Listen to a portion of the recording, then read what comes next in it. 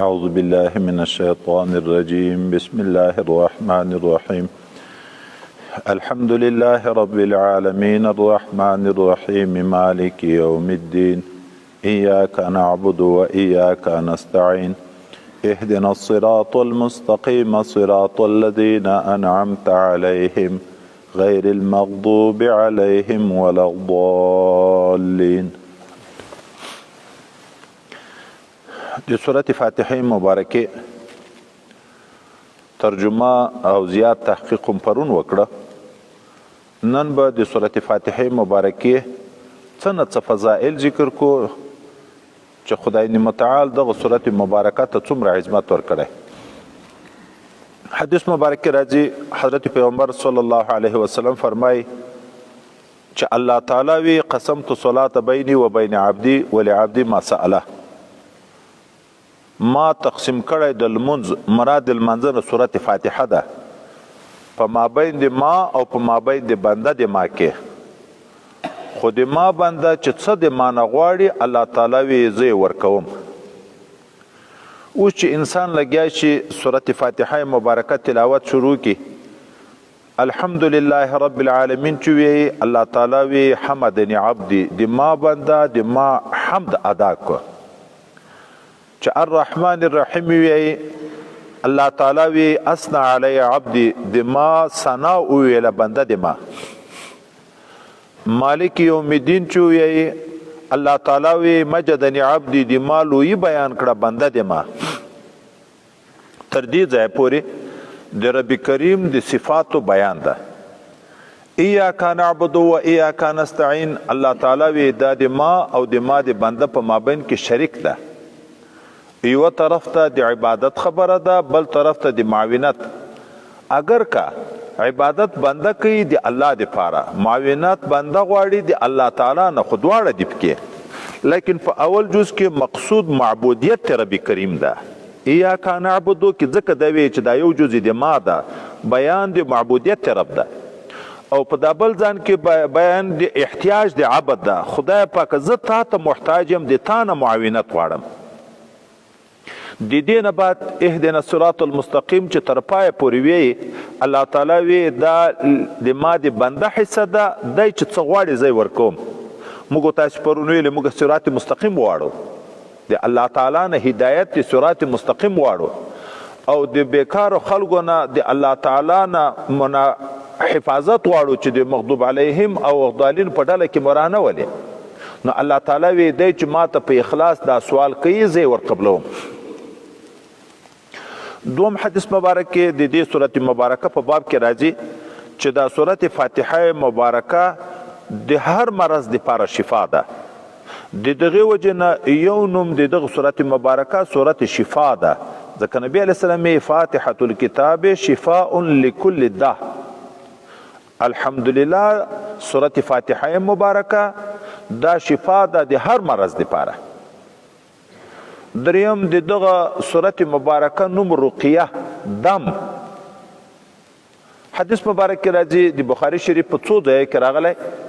حضرت ابو سعید خدری رضی الله عنه وی موږ 10 نفر روانو په یو سفر باندې یو علاقه ته ورسېدو. الته وږي شو، یو قوم پروتو دغه خلکو نه مړی وغوښته، دوی مړی رانه کړه. بیا مې په هغه څنګ کې واړول، په دغه کلي کې د کلي مشر هغه چې وچیچو. نو دوی چې هر څومره علاج په کړی و علاج نه کېدو، بیا موږ ته راغی او وی ویلې چې د موږ د قوم سردار چې چلی که په تاسو کې یو دمګری وي. حضرت ابو سعید خدری رضی الله عنه ورته چې زه دم کړی شم، خو دغسې نه کمه چې شکرانه رانه کوي، ځکه تاسو بې همته خلک یې، د موږ د میلمستیا قدر مو ونه کړ، نو زه دغسې دم نه کم. بیا یې فیصله په 100 سره وکړه. حضرت ابو سعید خدری رضی الله عنه ورغی، هغه چې چل شوی انسان په سورۃ فاتحه مبارکه باندې دم کو، الله تعالی جوړ کو. هغه خلکو 100 پسونه ورکړه.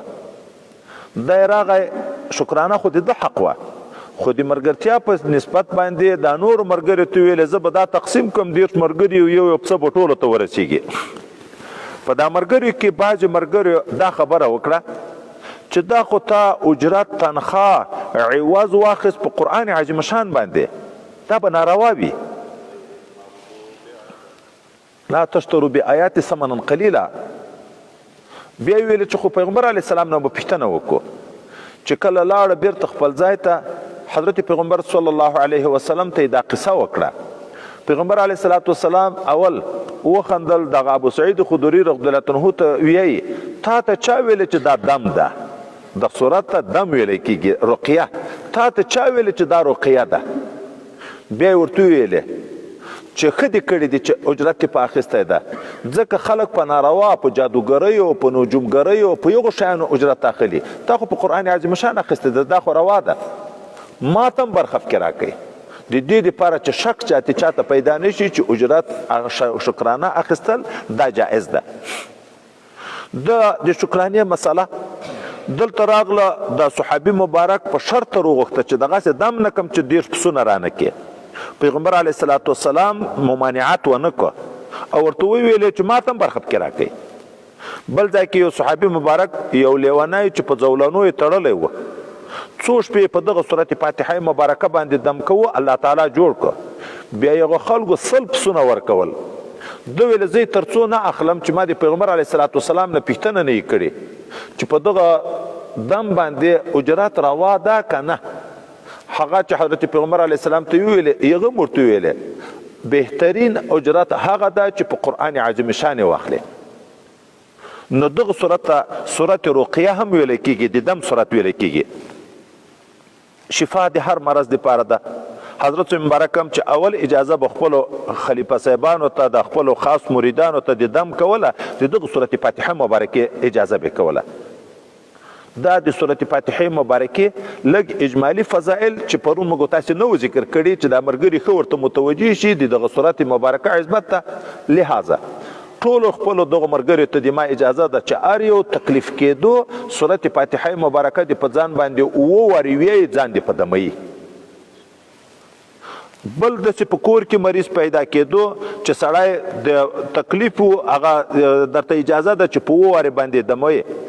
یا که زنانه و نامحرمه و، مثلا وریندار ده، تره ښځه ده، لاس سړی نشي پېښی، مالګه ورته دموي یا اوبه ورته دموي. او په خپل ځان یا خپل اولاد یا خپل بیبي یا مور پلار که سړی دموي په دم کې چې لاس هم په کېږدي، پیغمبر علیه الصلاة والسلام به لاس هم په یخ، نو په یخ کې بیا ویلیا اثر زیاتیږي.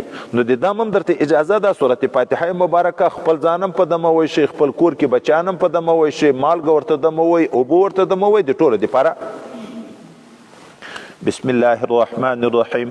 الف لام میم ذلك الكتاب لا ريب فيه هدى للمتقين الذين يؤمنون بالغيب ويقيمون الصلاة ومما رزقناهم ينفقون. دا سورت بقره مبارکه ده، مدنی سورت ته چې په مدینه منوره کې نازل ده. 25,000 حرف ده تقریبا. په یو حرف خدای پاک سړي ته 10 نیکۍ ورکوي. د دې صورت په سر کې الف لام میم راغلی. دغه ته مقطعات سور ویل کېږي. دا به د ډېرو صورتو په ځای کې سر کې موږ تاسو ته راځي، کله الف لام میم، کله الف لام را، کله الف لام میم را، کله طه، کله یاسین، کله کاف ها یا عین صاد، کله حامیم، کله حامیم عین سین قاف. داسې مختلف به راځي، طه سین میم. د ټولو په باب کې به یو ځای خبره وکړو، ذاتي به بیا په هر ځای کې تحقیق نه وي. د دې صورت مبارکه په سر کې چې دا کوم حروف راغلي دي، مختار قول د جمهور علماو دا ده چې دا د متشابهاتو د جملې نه ده، د هر چا کار نه ده چې په دغه کې تحقیق کوي. سیدنا ابو بکر صدیق رضی الله تعالی عنه وی د هر کتاب اسرار لري، د دغه قرآن اسرار خدای پاک په دغه مقطعاتو د سورو کې ایښي دي. دا پټ اسرار دي په مابین د الله تعالی او په مابین د رسول الله کې. حضرت عمر فاروق رضی الله تعالی عنہ، حضرت عثمان ذی نورین رضی الله تعالی عنہ، حضرت علی مرتضی رضی الله تعالی عنہ، حضرت ابن مسعود رضی الله تعالی عنہ دا بیا وی د هر کتاب یو خلاص مغز وی، صفوا او مغز دغه قرآن عظیم شان په دغه مقطعاتو دغه سوره کې ده. او دا اسرار دی په مابین د الله او د رسول الله کې. الله علم په دې باندې رسول الله ته ورکړی او هغه چاته چې تابع تام دی رسول الله صلی الله علیه وسلم یغو ته خدای دې متعال علم په ورکړی عام خلکو ته په دغه باندې علم نشته. هغه آیات مبارکه چې د متشابهات په باب کې چې راغلی ده چې لا وما يعلم تاويله الا الله، بیا راځي والراسخون في العلم. دلته په وقف کې اختلاف شته. یو قول دا ده چې الله علم په لري او راسخین په العلم دغه علم په لري د عام خلکو نه ده. سیدنا حضرت ابن عباس رضی الله تعالی عنہ فرمای زل جملې دی هغه راسخین په العلم نه يم چې خدای متعال ماته په دغه متشابهات د قران عظیم شان باندې علم را کړی. دا صحابي حضرت مجاهد چې تابعی ده او بهترین مفسر ده، هغه وی چې زل جملې دی دغه راسخین نه يم چې الله تعالی ماته په دغه متشابهات د قران په دغه اسرار باندې علم را کړی. حضرت مجدد الفسانی قدس الله سره وی چې زه د هغه خلکو د جملې نه يم چې رب کریم ماته په دغه اسرار د قران عظیم شان باندې علم را کړی. خو او یو خبر به یاد لرو، دا چې اسرار دي نو قابل دی بیان نه دي، دی بیانونه نه دي پکې کړي. ولې که بیان وکړي چې الله علم په ورکړی څوک به دا وایي چې نو بیا ولې نه دي بیان کړي؟ وایي چې بیان وایي بیا خو سر نه ورته ویل کېږي. سر خو وي پټ راز، هغه د پټولو وي د تیتولو نه وي. سر څوک تیتوي نه، اسرار د چا دي؟ د رب کریم دي. نو وایي علم خدای پاک پیغمبر علیه السلام ته او دغه خواصو د امت ته خدای پاک په دې باندې علم ورکړی، خو او امکان د بیان نشته عام خلکو ته، ولې بیا خو په سریت معنا باندې نه پاتې کېږي. دا مختاره قول چې دا له جملې د اسرارو نه دي، د متشابهاتو نه دي. ځکه جلالین کې چې داسې صورت کې راځي داسې لنډ وسره لیکي الله اعلم بمراده بذلک، خدای پاک علم لري په مراد خپل په دغه مقطعاتو باندې چې د څه مراد الله تعالی علم په لري. ذالک الکتاب، ذالک دا ذالک چې شته اشاره ده، دا خو اشاره کیږي په ذالک سره یو محسوس شته. نو څوک وی چې دغه سورته بقره مبارکه نه چې مخکې کوم قران عظیم شان نازل و، سورته بقره مبارکه خو په مدینه منوره کې نازله ده. ام المؤمنین حضرت عایشه صدیقه رضی الله تعالی عنها فرمای په مکه معظمه کې اکثره د قران هغه اخره حصہ، هغه سور چې قصص او امثال او وعد او وعید کې دا نازل شوی دي. وای سورته بقره خو په اخر وخت کې چې زه پیغمبر علی السلام وعده کړی وم، پیغمبر علیه السلام د نبوت 14 کاله په مکه معظمه کې تیر شو. 2 کاله بعد بیا حضرت ام المؤمنین په مدینه منوره کې واده په جوړ کړ.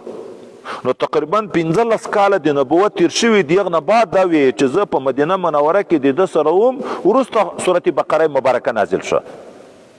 نو یا په ذالک سره اشاره د هغه مخکې نازل شوي قران عظیم شان ته، او یا په ذالک سره اشاره د هغه کتاب موعود ته.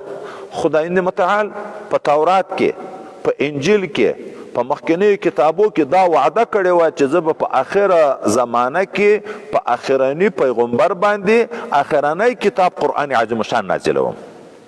نو ذالک هغه کتاب موعود د الله په وعده کې شک نشته. لکه سړی چې یو شی په سترګو باندې وویني شک نه یې پکې، نو اشاره ورته کړی شي. دغه کتاب موعود چې رب کریم دی هغه وعده کړی ده په مخکنی کتابو کې، هغه دغه کتاب ده. ذالک دغه چې هغه الله وعده کړی ده په تیرو کتابو کې، الکتاب دغه کتاب ده. یا ذالک دغه صورت ته اشاره ده. دغه صورت چې دا موږ اوس تلاوت کوو دا جز د دغه کتاب ده، د قرآن عظیم شان ده.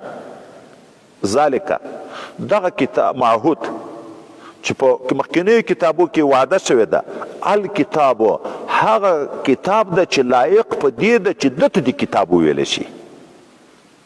کمال ته اشاره ده.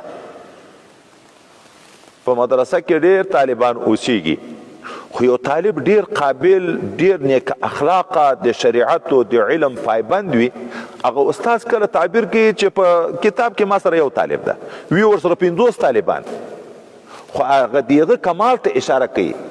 په کور کې ډیر خلک وي، خلک یې په کور کې نشته مګر یو پلان قاعده، په قوم کې صرف یو پلان قاعده، په علاقه کې صرف یو پلان قاعده، یو وي خو ډیر. خدا چې هغه کامل خلک چې وي هغه کم وي، هغه ته اشاره وي. نو په کتاب هدن باندې لایق چې کتاب ورته وویل شي هغه دغه کتاب ده لا ریب فيه. دغه درې جملې را روانې دي. اوله د دومې تابع کوونکې ده، جملې متناسقه دي، یو د بل دپاره دلیل ده. دا موحود دغه لایق په دې ده چې دته د کتاب وویل شي. دوم د هغې جملې وستایي کې ذکر کوي، دا یې تابع ده لا ریب فيه. په دې کې هیڅ شک نشته چې دغه کتاب لایق په دې ده چې دته د کتاب وویل شي، او دا چې دا کامل کتاب ده او په دې خبره کې هیڅ شک نشته. کتابونه خو د هدایت لپاره نازلیږي، هدى للمتقین، نو دغه کتاب هدایت لپاره د متقینو. دا کتاب لایق په دې ده چې دته د کتاب وویل شي، په دې خبره کې هیڅ شک نشته. یوه ترجمه موږ دا وکړه. دومه ترجمه بعض مفسرین بیا داسې کوي لا ریب فيه، هیڅ شک نشته په دا قرآن عظیم شان کې. اوس دستي سوال واردېږي ولې کفار ټول په قرآن کې شک کوي که نه کوي چې دا خو د بنده کلام ده، د ځانه یې جوړ کړی. العیاذ بالله کله شعر ورته ویایي، کله سحر ورته ویایي، کله کهانت ورته ویایي. څنګه بیا دا ویل کېږي چې په دې کې هېڅ شک نشته؟ نو جواب دا ده دا کتاب چې کامل کتاب ده لا ریب فيه، ځای د شک نشته پکې. که شک څوک کوي بې دلیله یې کوي. یو شی منشه لري په هغه کې څوک شک کوي وجه یې وي. دغه کتاب د شک ځای نشته بیخي.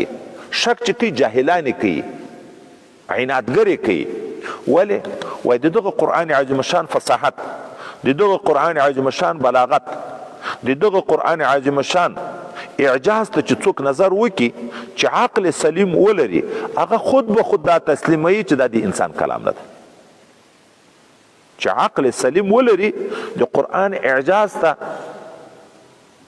آدم علیه السلام څومره زره کاله مخکې تیر ده، نوح علیه السلام څومره زره کاله مخکې تیر ده، ابراهیم علیه السلام څومره زره کاله مخکې تیر ده. دا د مخکینیو په زرګونو کلو واقعي چې ذکر کېږي دا د بنده په علم کې راتلی شي. قیامت څه وخت راځي؟ د قیامت قصیب کې ذکر کېږي دا د بنده په علم کې راتلی شي. یو څوک داسې خبر ده چې قیامت کې به څه پیښیږي. دا قرآن اخبار د ما سبقه، اخبار د ما سیأتي، دا اخبار بالغیب چې عام ملګري په پوه شي. دا یو واضح دلیل د اعجاز چې دا معجز کلام ده. داسې کلام د اعجاز وی دی ته چې بنده د مقابلې نه عاجز وي. د ده خبرې نه ټول خلک عاجز دي چې په خپل عقل، په خپل فکر، په خپله دانایي باندې مخکینیو امتو قصې نشي معلومولی، د راتلونکي حالات نشي معلومولی. دا چې په دې کتاب کې ام تیر ذکر دي ام راتلونکي ذکر دي، دا دلیل دی چې دا د رب کریم کلام ده. نو دغه خپله د شک ورکوونکی ده. دا کتاب ځای د شک نه ده. که څوک شک کوي بې ځایه یې کوي. هدن دا په واقع کې حال ده، خو حال خو حمل په ذل حال باندې د خبره حیثیت لري. دا خو مصدر ده، حمل د مصدر خو نه صحیح کېږي ځکه خو صرف وصف ده. نو دلته موږ تاسې نه د کتابو کې وی چې کله حمل مبالغتن راځي. دا کتاب په هدایت کې ډیر کامل ده، نو لکه عین هدایت ده، هدن عین هدایت ده. خو قید وسره ذکر کو للمتقین، د متقین انسانانو لپاره. کله وی هدن للناس، هدن للناس، ناس خو عام انسانانو ته ویل کېږي. موږ تاسې به وروسته یا ایها الناس کې خبره کوو. هلته وی هدن للناس، دلته وی هدن للمتقین. نو تعارض نشته. هدن للناس د نزول په لحاظ د دغه قرآن عظیم شان تخصیص نه تر یوې زمانې پورې شته، نه تر یوه قومه پورې شته، نه تر یوې ژبې پورې شته. تر قیامته بل کتاب نه نازلیږي.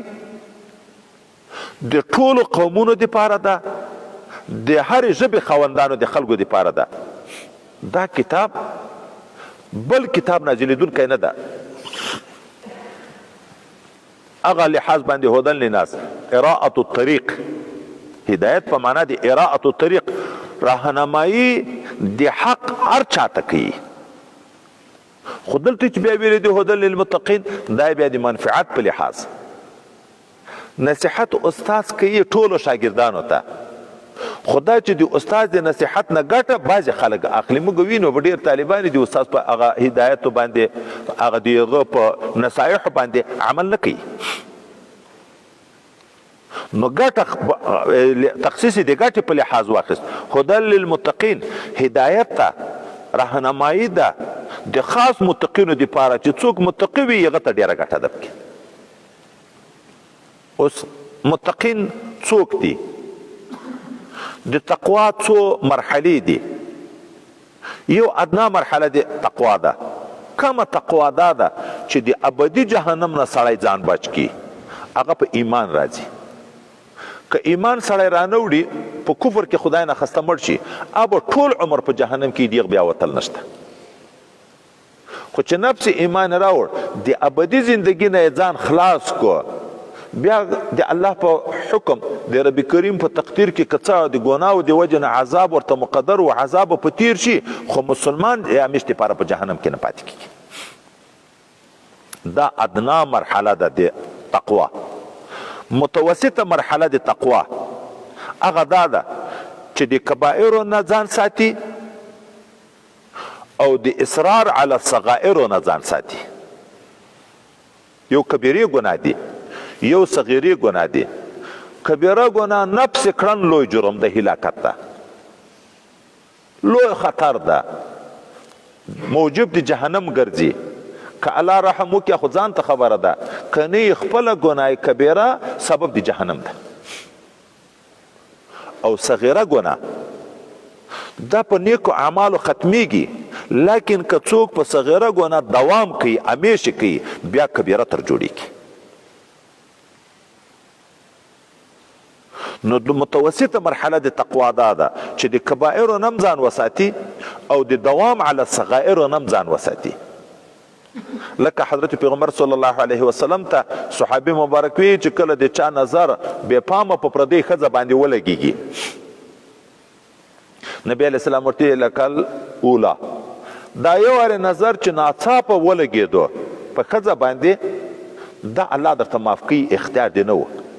خو په دغه به دوام نه کې چې اوس ښه یو وارې نظر خو معاف ده چې ودې لیده ذاتي چې ورته ګورې چې داسې نه چې سترګې ټیټې کړم بیا خو چې سترګې ورجګوم بیا خو دوواري راځي او اول معاف ده. نه، دوام به نه پکې، نه هغه اول نظر معاف ده خو دوام به نه پکې. څوک چې په پردۍ ښځه نظر ولګېږي د زړه محبت پیدا کېږي، خدای د ډاره سترګې دې ټیټې کړي، دوواري سترګې ورپورته نه کړي هغه ښځې ته، وایي خدای متعال به د دغه تقوا په برکت چې دا د ځان وساتو د پردۍ ښځې د نظر نه حلاوت ایمان ورته نصیب کړي، په دین کې به خوند ورته نصیب کړي. نن د موږ عامه مسلمانانو په دین کې په اطاعاتو کې په ذکر کې حلاوت نشته، ذوق نشته، خوند نشته، عبادات دې موږ په تکلیف باندې دي. وجه دا ده چې موږ د ګناهو نه ځان نه ساتو. حلاوت خو د زړه صفت ده چې یو شي باندې مینه پیدا شي. مینه هلته پیدا کېږي چې زړه صفا وي، نو نورانیت قوي وي، هغه د ایمان په نور باندې بیا طاعت خوند ورکوي، پاسابیږي نه. دا متوسط درجه د تقوا. اعلی درجه د تقوا دا ده چې ځان وساتي د شغل کولو نه په ما لا یعنی کې. دا د موږ او تاسې عام مسلمانان اکثر اوقات په مجلسو وخت تېروو، نه دینی مشوره وي، مکالمه وي، درس و تدریس وي، نه د دنیا په باب یو ښه مقصد وي چې د یو دنیا دپاره تدبیر جوړیږي، صرف مجلس جوړول دي. 1 غنټه 2 غنټې 3 غنټې درځئ چې بنډار وکړو. دا 2 غنټې 3 غنټې وخت په دغه کې دومره طاعت کېدو چې ته الله راضي کړی وای، جنت په پیدا کېدو. شیطان دغه وخت موږ ضایع کړو په لهو و لعب باندې. دا شغل په ما لا یعنی چې مقصود نه وي، نه دینی پیدا په مرتبه وي، نه دنیوي پیدا په مرتبه وي، دغه ته لا یعنی ویل کېږي. دا شغل په ما لا یعنی کې د انسان د ایمان حسن ختموي.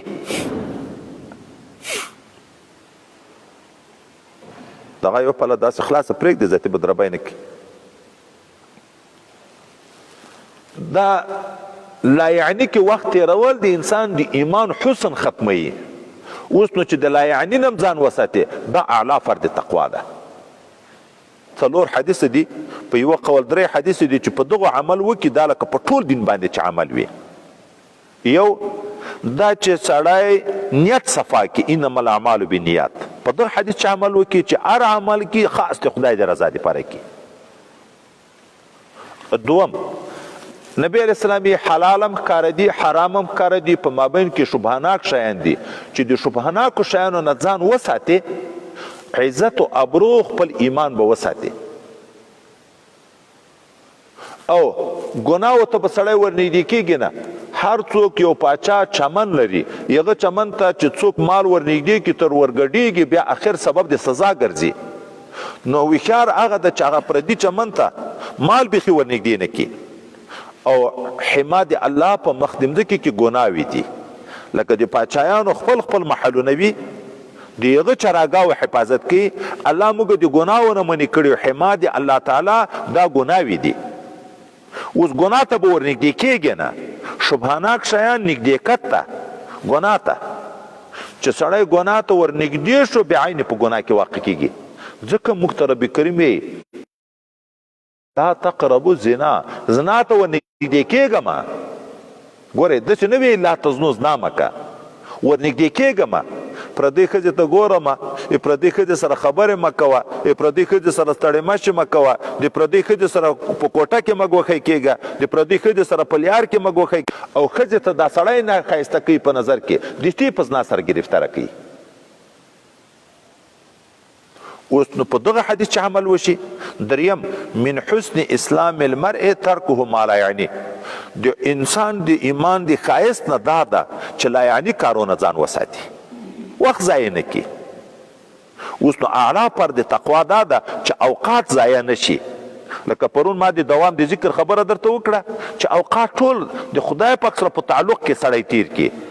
دغسې ناستې مجلس کې یا تلاوت وکړه یا زړه کې ذکر وکړه په یوه سبحان الله باندې نبی علیه صلات وسلام وی چې د جنت مځکه اوار میدان ده ډېره خوږه مځکه ده نیالګي ذکر ده ته ذکر کوه هلته نیالګي درته شنه کېږي باغ درته جوړېږي. هدی للمتقین دغه قرآن عظیم شان هدایت د متقینو دپاره. اوس نو متقین چې په دغه تقسیم 3 قسمه شوه دا ګټه هم 3 قسمه ده چې په چا کې څومره تقوا زیاتیږي هغه ته د قرآن ګټه ډیره رسیږي. دلته رب کریم خپل د متقینو تعریف کوي تفسیر کوي. قرآن عظیم شان هدایت د متقینو دپاره. متقین څوک دي؟ اوس خپل خدای پاک راته تعریف کوي الذين يؤمنون بالغیب ويقيمون الصلاة ومما رزقناهم ينفقون. خو په دغه تفسیر کې اول چې په دې پوه شو رب کریم په اصولو د دین باندې اکتفا کړې ده. هغه غټ غټ شیان د دین احکام خو نور هم شته خو په اعتقاداتو کې بنیاد ایمان ده. اول د ایمان خبره ذکر کړه. بیا عبادات بدنی دي. په ټولو عبادات بدنیو کې عمده او اصل هغه لمونځ ده. بیا عبادات مالی دي. په ټولو عبادات مالیو کې عمده او اصل زکات ده. لکه نبی کریم صلی الله علیه وسلم د لمانځه په باب کې راځي چې لمونځ عماد الدین د دین ستنه ده. چا که لمونځ کو د دغه سړي دین خوندي ده. که لمونځ یې پرېښی لکه د ده خیمه ړنګه شوه دین یې ړنګ شو. او د زکات په باب کې ویل شوي دي چې زکات قنطرة الاسلام دا یو پل د جنت ته په ځي. نو چې دا موجود وي جنت ته سړی په تلی شي. دغه اصول د دین دغه 3 ذکر کړي دي. الله ته وایي متقین هغه څوک دي چې ایمان لري په پټو شیانو تفسیر به وروسته وکړو او په صحیح طریقه لمونځ ادا کوي او زکات ورکوي. وای نور عبادات داسې نه چې نور نه کوي بیا متقی ورته ویل کېږي. خو روژه به هم نیسي حج به هم کوي واجبي امور به هم کوي لکه قرباني او سرسایه او دا سنت او نفلي به هم کوي خو چې څومره ډېر نیک اعمال کوي او د ګناهو نه به هم د ټولو نه ځان ساتي. اوس په تفسیر کې اول ویلې متقین هغه څوک دی چې ایمان لري بالغیب. بالغیب څه معنی؟ دغه 2 معنی دي. یا معنا دا ده ایمان راوړي په مغیباتو په هغه شیانو چې پټ دي په سترګو نه لیدی کېږي. الله تعالی هیچا نه ده لیدلی. صفات مبارکه الله تعالی نه په سترګو لیدی کېږي نه په غوږو اورېدی کېږي. هیچا نه ده لیدلی. د قیامت ورځ چا نه ده لیدلی. جنت و دوزخ چا نه دی لیدلی. پولیسورات چا نه ده لیدلی. رسولان چا نه دی لیدلی. مخکینی کتابونو نزول هغه چا نه ده لیدلی. ملائکې چا نه دی لیدلی. دا د امنتو بالله اجزا، دا د امنتو بالله اجزا. خو الله ویلی دی، رسول الله موږ ته بیان کړی، مؤمن هغه ده چې د الله او د رسول په خبر کې شک نه کوي. نه مې دی لیدلی، نه مو دی لیدلی، خو الله راته ویلی دی چې شته. پیغمبر علیه السلام راته ویلی دی چې شته. نو متقی انسان هغه ده چې په هغه شیانو ایمان راوړي چې لیدلی نه دي. ایمان معتبرم ایمان بالغیب ده. ولې چې په ورځ د قیامت نه مخکې د قیامت په هغه غټو علامو کې یوه علامه دا ده، دغه لمر چې مغرب ته لویږي یو وخت به داسې راځي چې دا لمر به بیرته راګرځي. دا لمر چې بیرته راوګرځي ټول دنیا کې څومره کفار دي ټول به کلمه ووایي، خو ایمان ذاتي نه قبلېږي. ولې وایي ایمان بالغیب ختم شو، اوس خو ایمان بالمشاهده شو. د قیامت علامه دې په سترګو ولده. په داسې وخت کې بیا نه ایمان قبلېږي نه په داسې وخت کې توبه قبلېږي. یا لکه وایي د ذلکدن وخت چې ملائکې د عذاب خبرې ورته شروع کړي، نیک عملو انسانانو ته زیری ورکوي، بد عملو انسانانو ته د عذاب خبرې شروع کړي. دی په دغه وخت کې پوه شي چې هغه الله او رسول چې څه ویلي وو، علماو چې راته بیانول حق و، خو توبه به باسي. دغه وخت کې ذاتي توبه نه قبلېږي چې عذاب ملائکې په سترګو ولیدې، خبرې یې واورېدې، هلته بیا ایمان نه قبلېږي. دومه معنا دا ده ایمان لري بالغیب. بالغیب دا معنا په حالت غیبوبت کې داسې نه لکه منافقین چې وروسته حال را روان ده چې مسلمانانو په مجلس کې به کېناستو موږ هم ایمان لرو، خو چې بیرته به د مسلمانانو نه لاړو غایب به شوه بیا به بیرته ویلې موږ کافران یو. هغه خپلو مشرانو ته چې سبق دې نږدې کې را روان ده. د پټو د ښکاره فرق به نه وي. متقي هغه انسان ده چې ایمان لري که علما یا د وخت نبی موجود وي د ده په موجودګۍ کې او د ده په غیبوبات کې که حاضر وي که غایب وي، په هر حال کې د ایمان لري. یؤمنون بالغیب. دوم صفت د اعمالو شروع کېږي د عقیدې. متقین هغه څوک دي یقیمون الصلاة چې د ټولو حقوقو سره سم ادا کوي لمونځ. اقامت په واقع کې د لغت په لحاظ سیده درېدن ته ویل کېږي. دا کومه ستن چې سیده ولاړی چې هېڅ کوږوالی نه وي، پکې دغتې اقامت ویل کېږي. نو لمونځ کې چې څومره قرآن عظیم شان موږ وګورو، یا به امر وي اقیموا الصلاة، یا به حکایت وي یقیمون الصلاة، مقیمین الصلاة. د اقامت ماده به ورسره ذکر کېږي. نو الله هغه لمونځ قبلوي، موږ نه هغه لمونځ غواړي چې ظاهري او باطني ټول حقوق کې لحاظ شوي وي. د فقه احکام لکه فرض، واجب، سنت، مستحب دا به پکې وي، ورسره به د فساد نه د مکروه نه ساتلي وي. هم د عقیدې په لحاظ په زړه کې به خشوع عاجزي موجوده وي، د الله تعالی طرف ته به التجا تامه موجوده وي.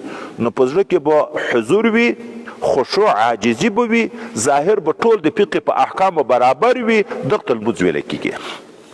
نو متقین انسانان دا دي چې داسې کامل لمونځ کوي. دریم متقین انسانان هغه دي چې دوی د هغه مال نه و مما رزقناهم، د هغه مال نه چې ما ورکړی شي کوي، ينفقون لګوي د خیر په لار کې. اوس اولا الله انسان ته تنبیه ورکړه چې دا دنیا تا خپله نه ده ډیره کړې، تا خپله نه ده ګټلې، دا ما در کړې.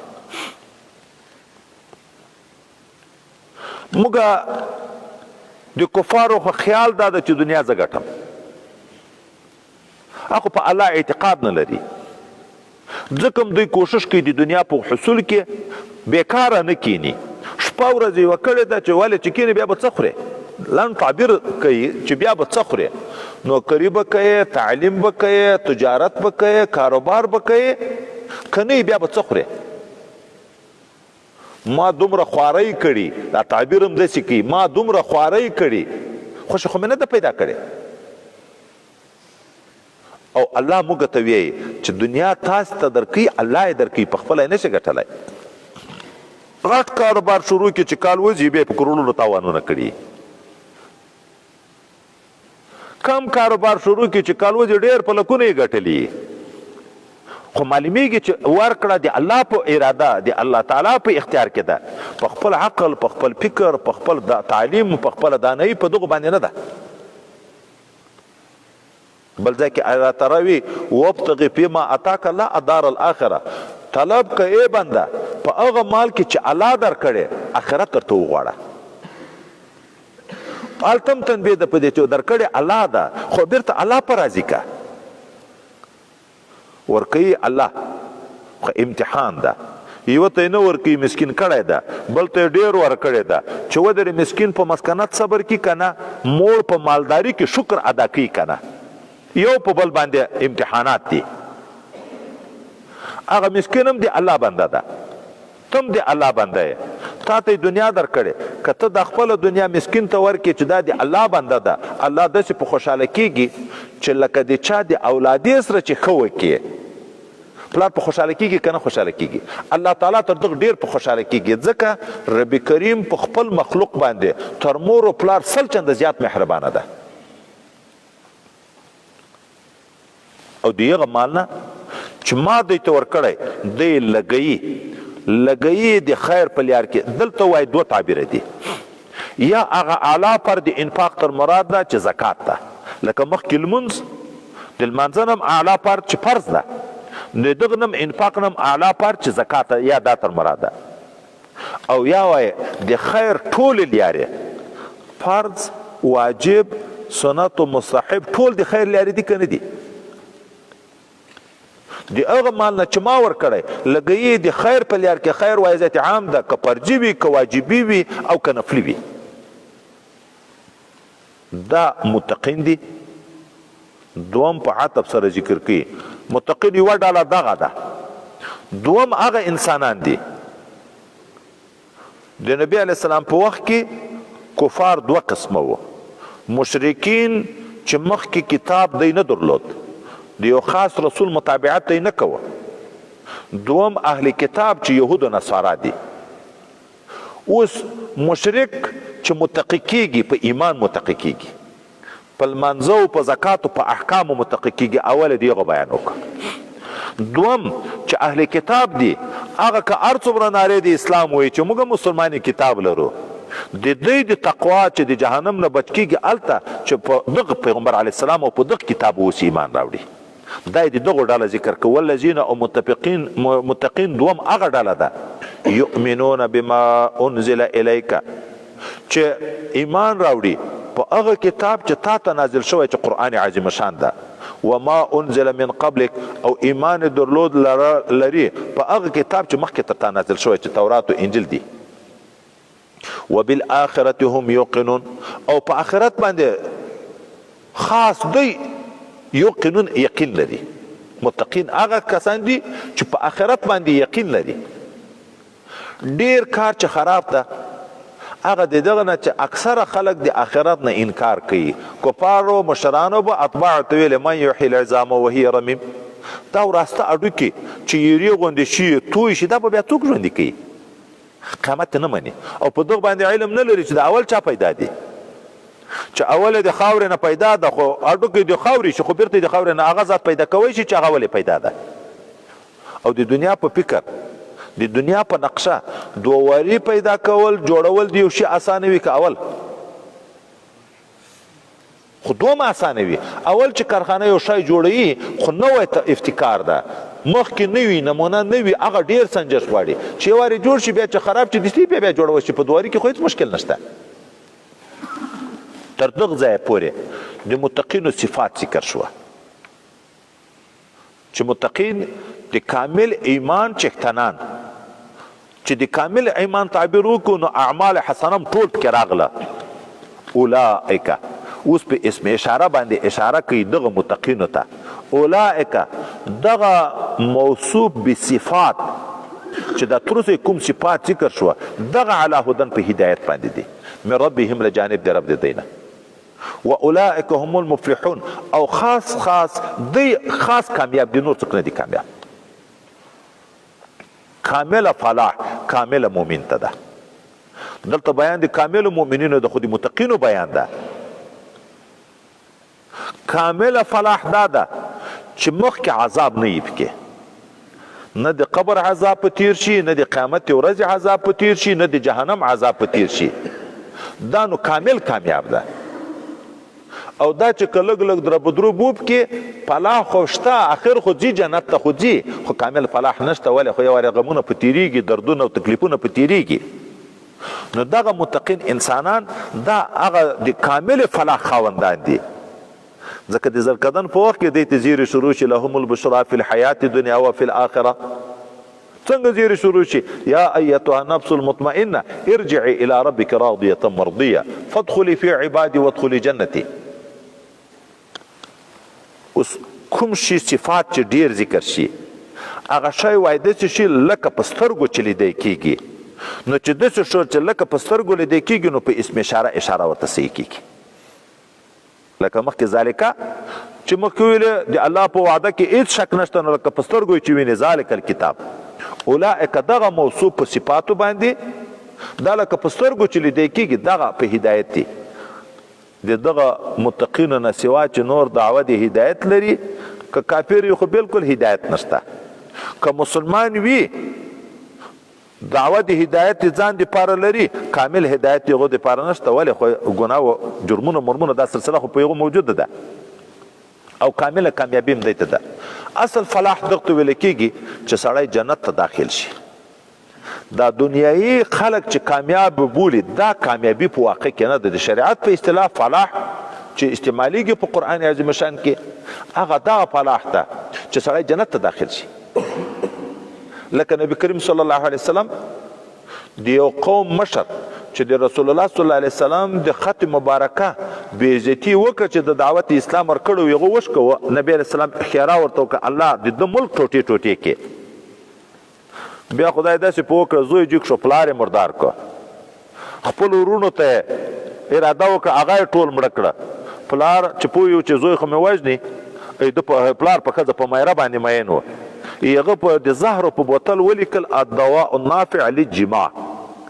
دغه دوا د جماع دپاره ډېره ګټمنه ده. یو څو میاشتې بعد زوی چې جګ شو، شروې چې هلته در انوارۍ را خلاصه کړه، د پلار په انوارۍ کې دوایي چې ولیده دی هو عیش پرسته زاني و بد عمله و چې دغه ګناه زنا وته لکه نن سبا چې بدبخت انسانان شراب ورته چکي. زهر یې په سر پورته کړه، خدای دې هغه نه مردار کړه. په خاندان کې د دې نر نشو پاتې، بیا د یو جنکۍ د خاندان هغه پاچا مقرره کړه. چې پیغمبر علیه السلام خبر شو نو ویل لن یفلح قوم، هیڅ وخت به کامیاب نشي هغه قوم ولو امرهم الی امراتین چې کارونه یې ښځو ته وسپارل.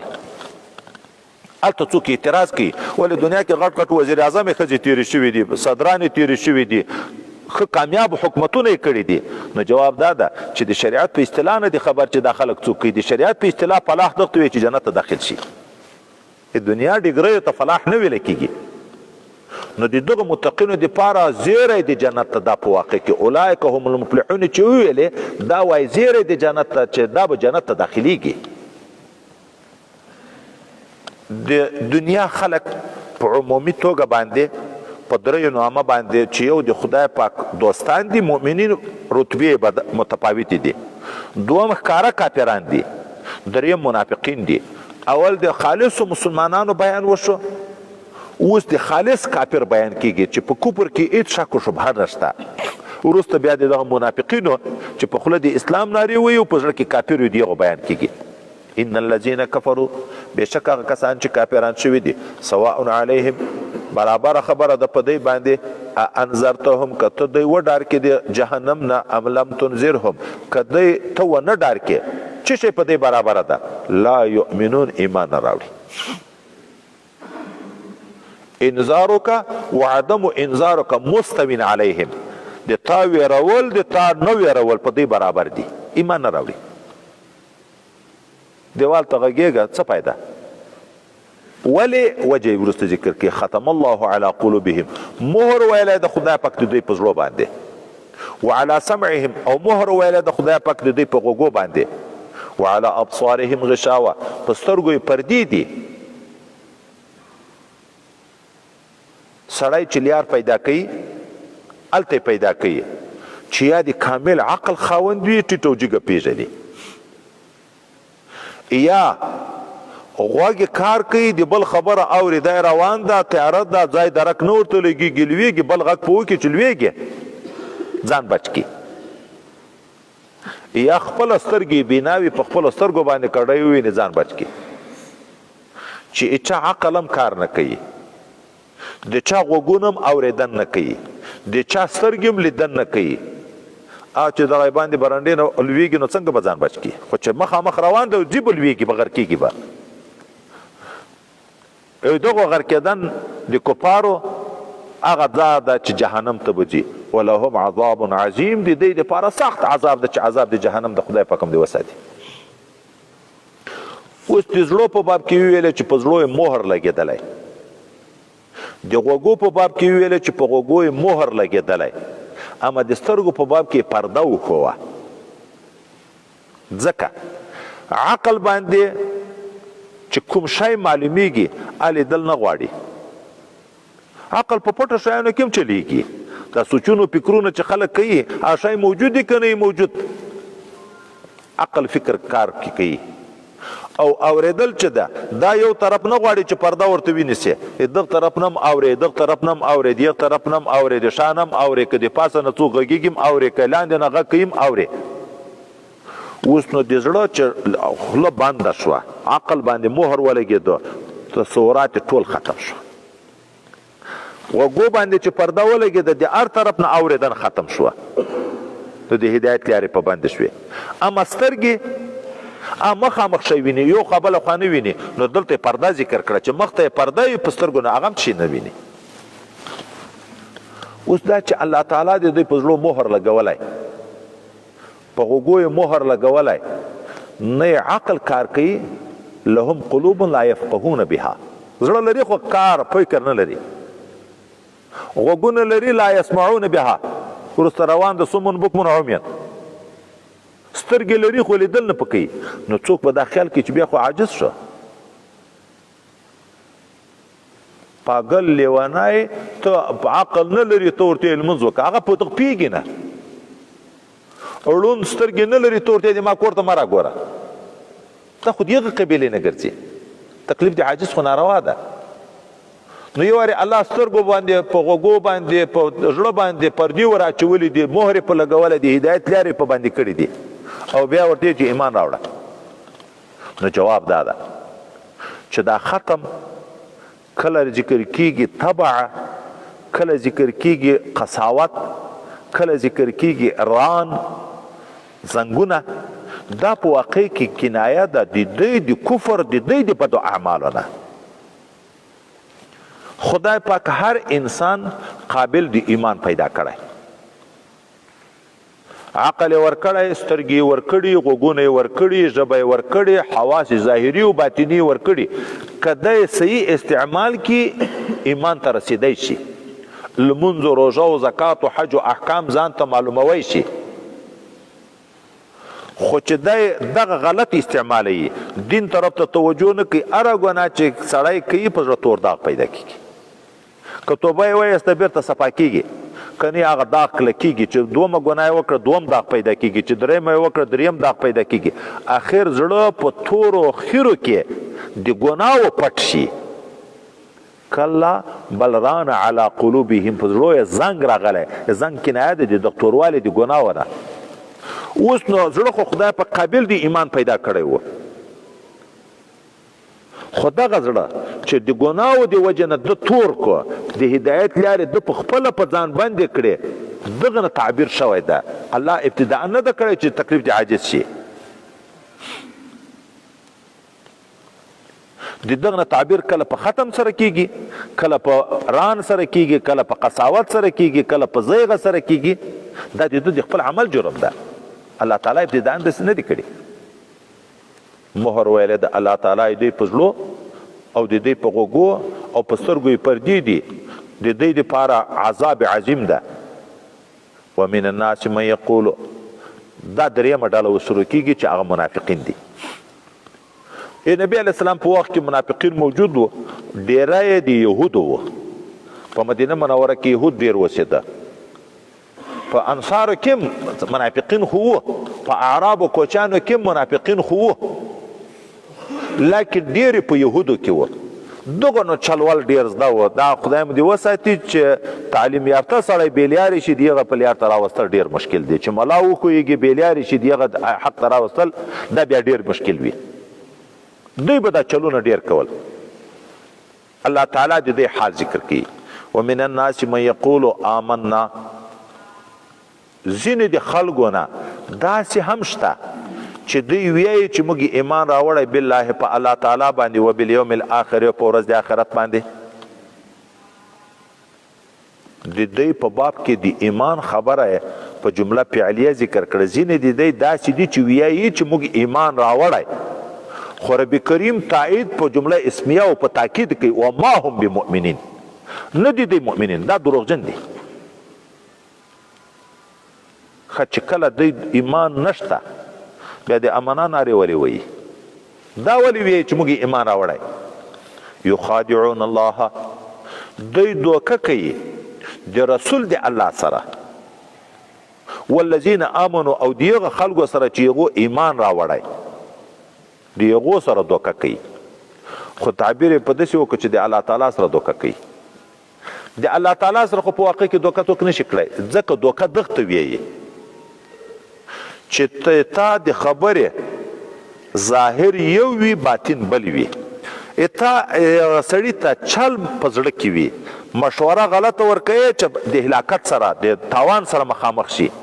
ظاهر عنوان د دوستۍ ورکې مشوره ورکوي، خو په واقع کې د هلاکت ته تاوان ته برابر، نو دوکه دغه ته وي چل. الله تعالی خو په ظاهر او په باطن خبردار ده. خدای پاک څوک په دغه غلطه وایي چې په ژبه وي آمنا، زړه نه ولې اعلی نه ده خبر. نو دلته جواب اوله نو موږ اشاره جواب ته وکړه چې دوکه کوي د رسول د الله سره. خو د رسول د الله سره دوکه دا داسې ده لکه د عین الله تعالی سره دوکه، ځکه تعبیر په یخادعون الله سره ویلې. ولې رب کریم یې من یطیع الرسول فقد اطاع الله، چا چې د رسول الله اطاعت وکړه دی د الله اطاعت کړی. د نبی علیه السلام سره به صحابه بیعت کوه. الله تعالی وی ان الذین یبایعونک انما یبایعون الله، دا د تا سره چې بیعت کوي دا په واقع کې د الله سره بیعت کوي. ګورئ د رسول الله صلی الله علیه وسلم اطاعت الله د ځان اطاعت بولي، د رسول الله صلی الله علیه وسلم سره بیعت الله د ځان سره بیعت بولي. نو د رسول الله سره دوکه الله د ځان سره دوکه بولي، کني الله ته خو دوکه نشي ورکولی. نو یخادعون رسول الله تقدیر ده پکې. او یا د دې په خیال دوکه ده، د دې په خیال لکه دې چې وایي چې الله دې موږ په زړونو ده خبر. یو ځای کې درې مشرکین موجود دي، یو بل ته وایي چې خدای پاک د دې موږ خبرې اوري که نه اوري. ابل ورته په زوره اوري خو سوکن نه اوري. ابل ورته که یو وارې اوري خو ټولې اوري، ټول پکې شکمن دي، خو بعضې فرق د سوکه او د په زوره کې سوکه په زوره اوري خو سوکن نه اوري. دې خیال دا ده چې په ظاهر د موږ خبرېږي خو په باطن نه ده خبر. نو لکه د الله سره چې دوکه کوي، دې خیال دا ده چې په دغه ایمان به زه بچ شم د جهنم نه، لکه الله ته به دوکه ورکم. ځکه وروسته الله تعالی په جواب کې چې دوی استهزاء دوی وایي چې موږ پسخند وایو، الله یستهزئ بهم، هغه د دوی سزا هم تعبیر په دغسې استهزاء کړی، هغه خبر به بیا الله ته وقوف کې. دوی دوکه کوي د رسول د الله سره یا په خپل خیال د الله تعالی سره او د مؤمنینو سره.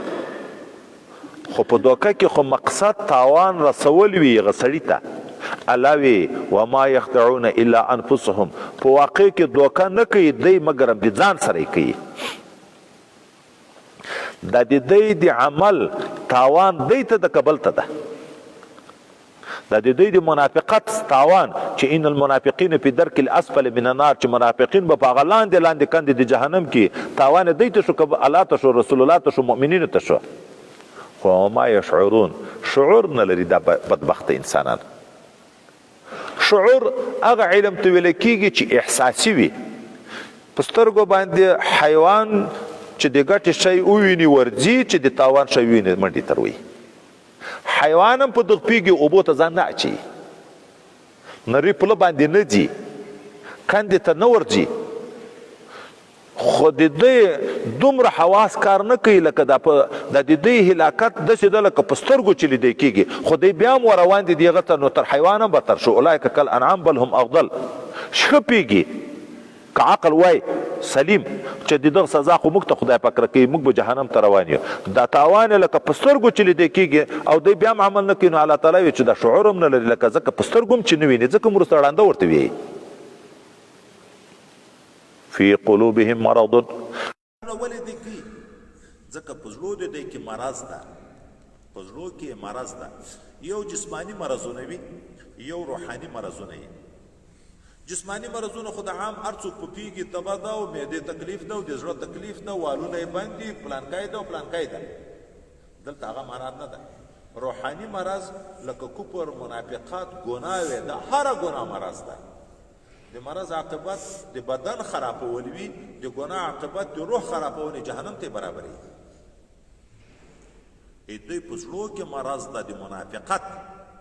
فزادهم الله مرضا، ورزیاتی الله تعالی دوی ته مرض، ورزیاتی الله دوی ته مرض. دا معنا رب کریم ورځ په ورځ نوي نوي آیاتونه نازلوي، هر آیات کې نوي حکمونه وي او دوی د هر یو نه انکار کوي.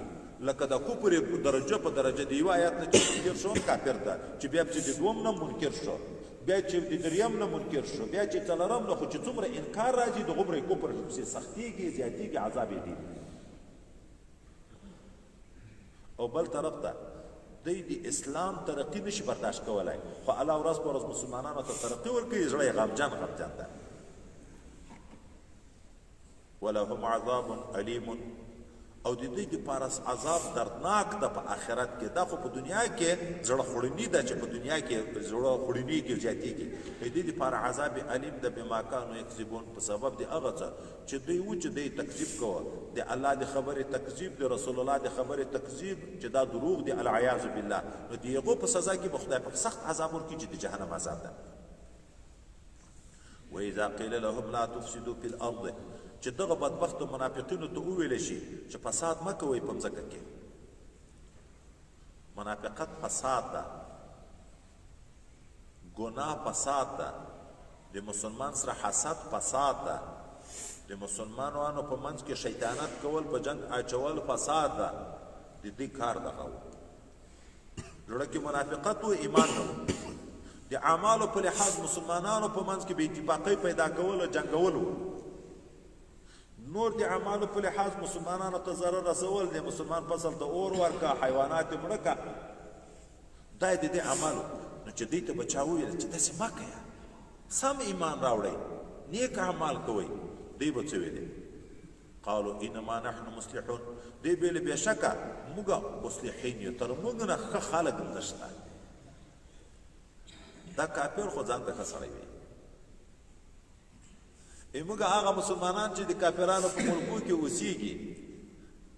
ما یو مجلس کې یو چا د لندن نه راغلی، سره پېژندم نو، په مجلس کې ناست و، د خلکو پوښتنه تر کړې ده د یغ ده، یاره هلته ډېر د عدل نظام ده، د عدل تعبیر ډېر د عدل نظام ده، د امن نظام ده، هیڅ مشکل نشته.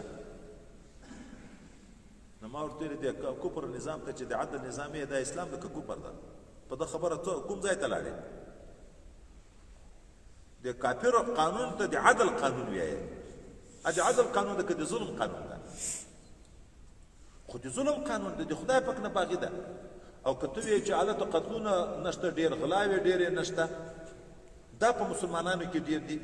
نو شیطان هغه کور ته ورځي چې په هغه کې خوشحایي وي، که هغه کور ته ورځي چې په هغه کې معدنیات، سره زر، سپین زر روپۍ وي. په یو کور کې دوی کوټې دي، شیطان ته معلومې دي چې دغه د خوشحیو نه ډک ده، دغه د سرو زرو نه ډک ده. نو غلط چې معلومې خو د سرو زرو کور ته ورځي. کافر چې کافر شو، ابدي ځای جهنم ده. چې ټوله ورځ خیریه موسسې چلوي، خلکو ته هسپتالونه جوړوي، سړکونه جوړوي، لیارې جوړوي، هر څه کوي، جنت شته؟ نو نور کافر څه کوي؟ شیطان نور څه کوي؟ خو مسلمان کې جوهر د دې معدنیاتو په دغه پسې غلطه دغه نه پرېږدي کله یوه ګناه پکړې کله بله ګناه پکړې لګیا په مسلمان څه ده الا انهم هم المفسدون الله تعالی وی خبردار بېشکه دوی چې دي خاص دوی مفسدین دي په دومره ډېر تاکیداتو په دې رد کوي دوی ځان ته مصلح وي الله وی خبردار خاص دوی خاص مفسدین دي بل څوک نه دي دا د دوی فساد هم داسې ده لکه په سترګو چې لیدی کېږي خو یې دوی لکه سترګې چې کار نه کوي ولکن لا یشعرون شعور نه لري کنی په سترګو لیدلی شی خو حیوان هم د خیر و د شر معلوموی شي واذا قیل لهم آمنوا کما آمن الناس او کله چې دوی ته وویلی شي چې ایمان راوړئ لکه څرنګه چې خلکو ایمان راوړی د خلکو نه څوک مراد دي یا وایي متقین انسانان تر مراد دي داسې ایمان راوړی چې مخکې صفت کې اول متقین ذکر شوي یا عام مسلمانان چې په دعوه د ایمان کې رښتونی دي لکه په هغه وخت کې صحابه مبارکین چې ځان مال اولاد ټول په دین باندې قربان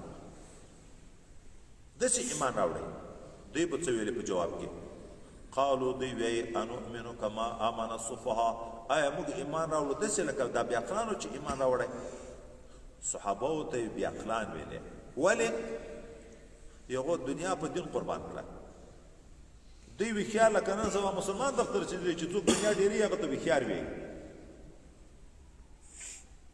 دا الحیاذ بالله صحابه خو بیعقلان دي ځان مال اولاد ټول یې قربان کړه ختم یې کړه داسې ایمان راوړو الا خبردار انهم بشک دی چې دي هم الصفهاء خاص دی بیعقلان دي ولکن لا يعلمون علم نه لري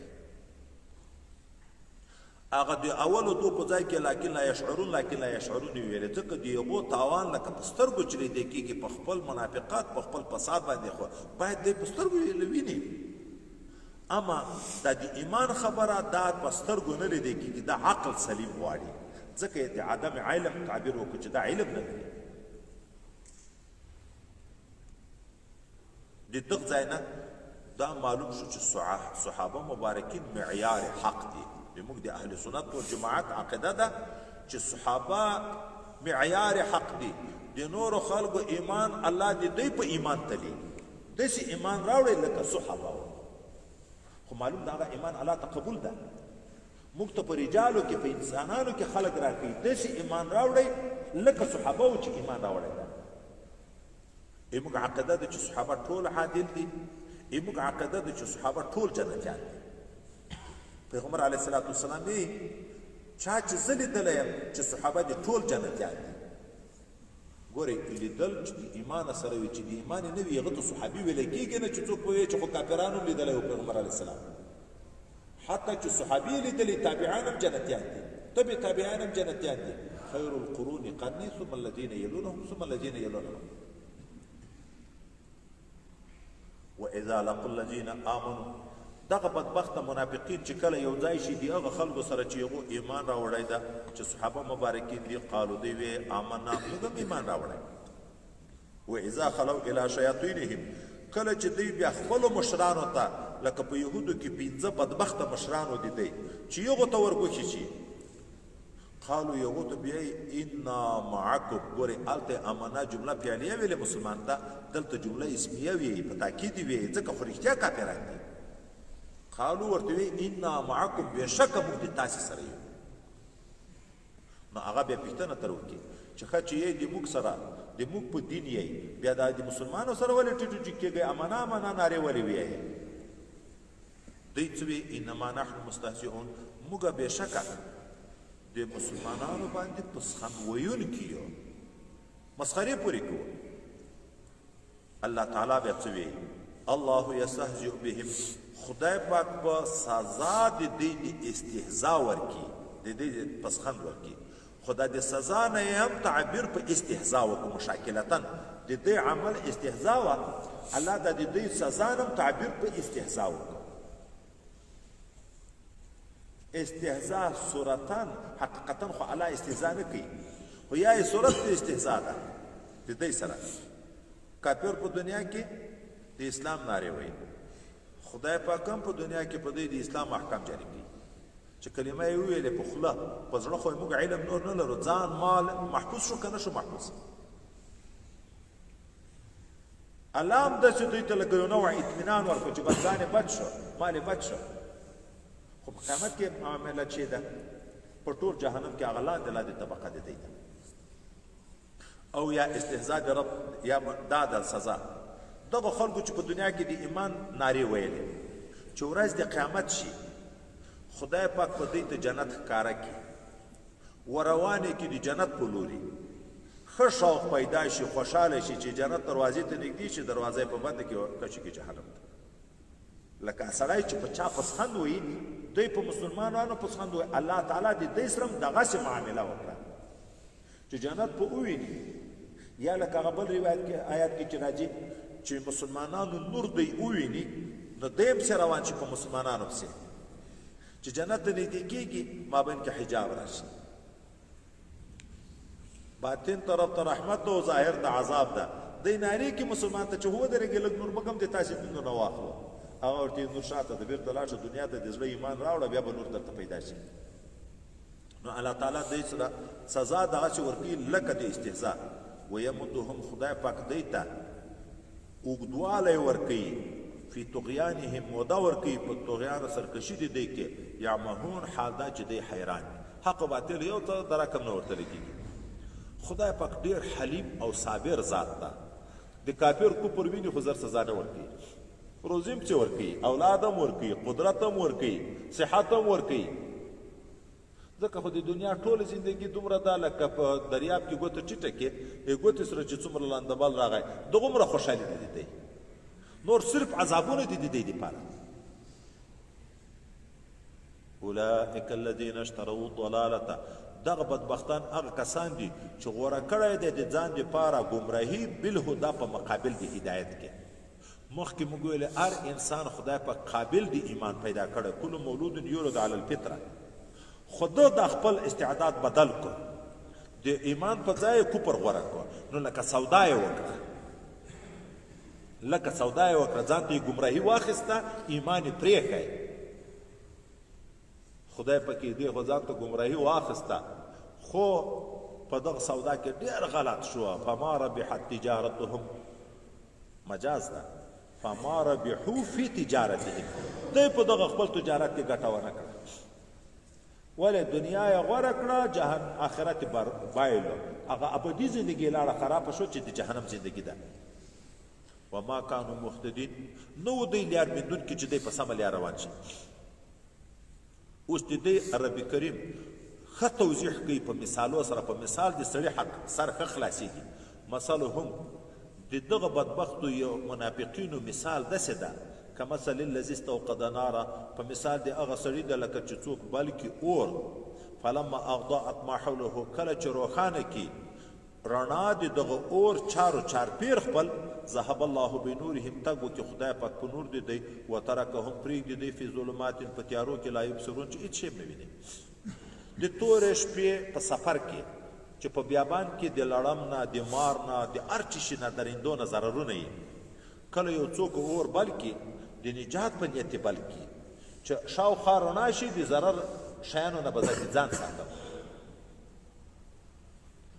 د دغه اور نه اصلي مطلب نور ده رڼا ده ځکه وروسته خدای پکې ذهب الله بنورهم خدای رڼا اوس یو سړی چې په توره شپه کې دغسې ناست وي سترګې څه نه څه کار کوي خو چې اول برق ته ناست وي بیا برق په مړ شي بیا سترګې هېڅ کار نه کوي چې اور بل کې یو وارې د اور رڼا ورته پیدا شي بیا اور تر مړ شي بیا هېڅ شی کار نه کوي د دې هم خدای پاک داسې مثال ذکر کوي څه نور د ایمان د مسلمانانو سره ګډ کلمه یې وویلې څه فایده یې واخیسته په دنیا کې ځان مال اولاد محفوظ شو نه قتل کیږي نه یې مال غنیمت کیږي خو ابدا ځای لاړ تباه شو چې جهنم ځای ته برابر شو اولئک وترکهم فی ظلمات او پرېږدي دوی په تیارو د کفر کې لا یبصرون چې هېڅ نه ویني حق باطل ته ورک شي سمون کاڼه دي دی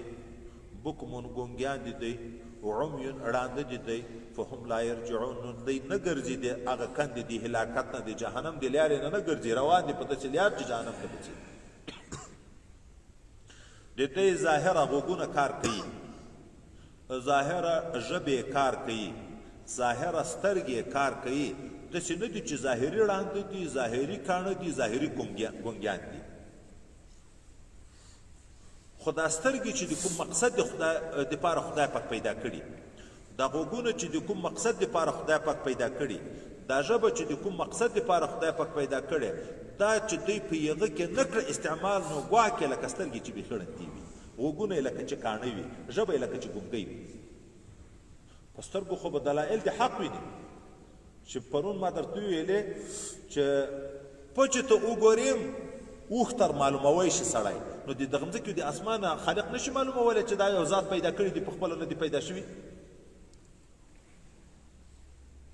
چې د چا خبره واوري او په حق باندې غوږ ورته وینیسي چې دا چې ویایي دا خبر کوم حیثیت لري ما دپاره څومره ګټه ده پکې که وی نه منم څومره تاوان ده چې په سم حق بیا پیدا تر اخیستی شي که نشي تر اخیستی خو دوی په دغه کې چې نه کړه استعمال دا ګواکې ځکه هم بل ځای کې راځي کافر ته خدای پاک مړ ویلی شپېته کاله ژوندی وي الله یې مړ بولي دا د ژوند چې د کوم مقصد دپاره و هغه مقصد نه شو په پوره نه لکه مړی هېڅ پیدا نشته د دغه وجود او کصیبین دا یو مثال شو دوم مثال سړی په تیاره کې په بیابان کې رواني باران کو شروع شي په دغه باران کې تالنده هم وي دا ګړګړی اواز چې وي په دغه کې برېښنا هم وي د ډېرو سختو اوازو د رعد د وجې نه کله سړی ډارېږي په غوږو کې ګوتې ونیسي اوس سړی په دښته کې روان ده باران شروع شو تالنده برېښنا موجود دي چې کله برېښنا شي یو څو قدمه روان شي لار وویني چې برېښنا ورکه شي توره تپه شپه شي ځای په ځای ودرېږي خدای د تالنده نه د ځان خلاصولو په نیت چې داسې نه وي چې تندر راباندې ولوېږي مړ مې نه کړي غوږونه بند کړي دا د ده په غوږو بندېدلو چې تندر په راروانې دی بچ کېږي دا داسې مثال لري وایي سوی نه دا د دغه د عادت ده چې ښکارځنې په غار کې بند کړي په یو ځای کې ګیر کړي چې تېښتې لوري ته ورک شي دی ذاتې سترګې پټې ونیسي ده خیال دا ده چې زه سترګې پټې کړم نو دی مې هم ذاتې نه ویني هغه ښکارځن ته لیا خالیا برابره شي ځکه دی سترګې چې پټې کړه ښکارځن ور نږدې شي نږدې شي ویې په ته خو خلاصېږي نه چې غوږو کې ګوتې کېږده اوس دلته او کصیبن یا مثال د دی لکه صاحب د باران تقدیر به داسې وشي لکه صاحب د باران هغه باران چې نازلېږي من السماء له طرفه د اسمان نه فيه چې په دغه باران کې ظلمات تیاري هم وي ورعد تالنده چې نبی علیه السلام نه چا پوښتنه وکړه چې د اواز د څه شي وي دی وی ملایکه ده چې تسبیح وي د یغ د تسبیح دا دومره په زوره غږ ده و برق برېښنا ده دغه ملایکې سره کوچینه یي د اور چې دا وریځ په شړي د هغې رڼا ده یجعلون اصابعهم دوی ګرځوي ګوتې خپلې فی اذانهم یعنې سرونه د ګوتو مجاز ده بیا سر د ګوتو ګدي په غوږو کې من الصواعق له ویرې د تندر نه حذر الموت د ویرې د مرګ نه چې مړ نه شم خو خلاصېدی نه شي والله محیط بالکافرین خدای پاک احاطه کوونکی د په کافرانو باندې یکاد البرق قریبه ده چې دغه برېښنا یخطف ابصارهم ړندې کي سترګې د دی دومره تیزه ده کلما اغضاء لهم کله چې دوی ته لار څه ښکاره شي په برېښنا مشو فیه څو قدمونه پکې واخلي روان شي و اذا اظلم علیهم کله چې بیا تیاره شي په دوی باندې دغه لیارې برېښنا ورکه شي قامو دوی ودرېږي اوس ظاهره خو سترګې جوړې دي رب کریم یې ولو شاء الله که الله اراده کړې وای لذهب بسمعهم وابصارهم دا ظاهري غوږونه به هم ورکاڼه کړي وو ظاهري سترګې به هم ورړندې کړې وې ان الله على كل شيء قدیر خدای پاک په هر شي قادر اوس دا دوه مثال کې چې د دوی مثال داسې ده لکه یو څوک چې روان وي باران په شروع شي، بیا په هغه باران کې تالنده وي، برېښنا وي هم وي. دا وایي تشبیحات دي، استعارات دي. منافقینو مثال د هغه سړي شو چې په بیابان روان ده. باران مثال د شریعت ده. باران د قحطۍ په وخت کې د خدای رحمت نه بوټو ته ګټه ده که نه ده؟ دا دین مقدس دی اسلام، نزول د قرآن عظیم شان تر باران نه د خلکو د نجات لپاره لویه ګټه ده. اوس په منافقینو قرآن نازلیږي، په ټوله دنیا په خلکو د هدایت لپاره خدای پاک رالېږلی. په دغه قرآن عظیم شان کې رعد هم شته، برق هم شته. رعد کنایه ده د سختو احکامو نه، برق کنایه ده د فتوحاتو نه. اوس نو چې دغه منافقینو ته به د جهاد خبره وشوه یا د صدقې خبره وشوه، دا په دوی ډېر بوج وه. داسې بوج و لکه عین چې مرګ ته یې کش کوې. بل ځای کې راځي چې هغه خلک چې کافران دي د جهاد حکم چې ورته وکړي داسې معلومېږي دا سترګې داسې خړې خړې اړوي لکه عین سایې چې خیچي. سخت سخت احکام دي پکې، خو څه نه څه خو په جهاد کې فتوحات هم وي. دوی به کله تله په جنګ کې ځانونه خو به شاته شاته کول، خو لیکن چې فتح به ونیول شوه، غنیمتونه به ونیول شو، بیا خو نو دوی هم زه په جنګ کې شریک وم. بیا چې یو ځکه دنیا پرست دي، د دنیا ګټې ته ګوري، چې یو ځای کې به غنیمتونه ونیوه بیا به بل جهات ته منډې ویلې.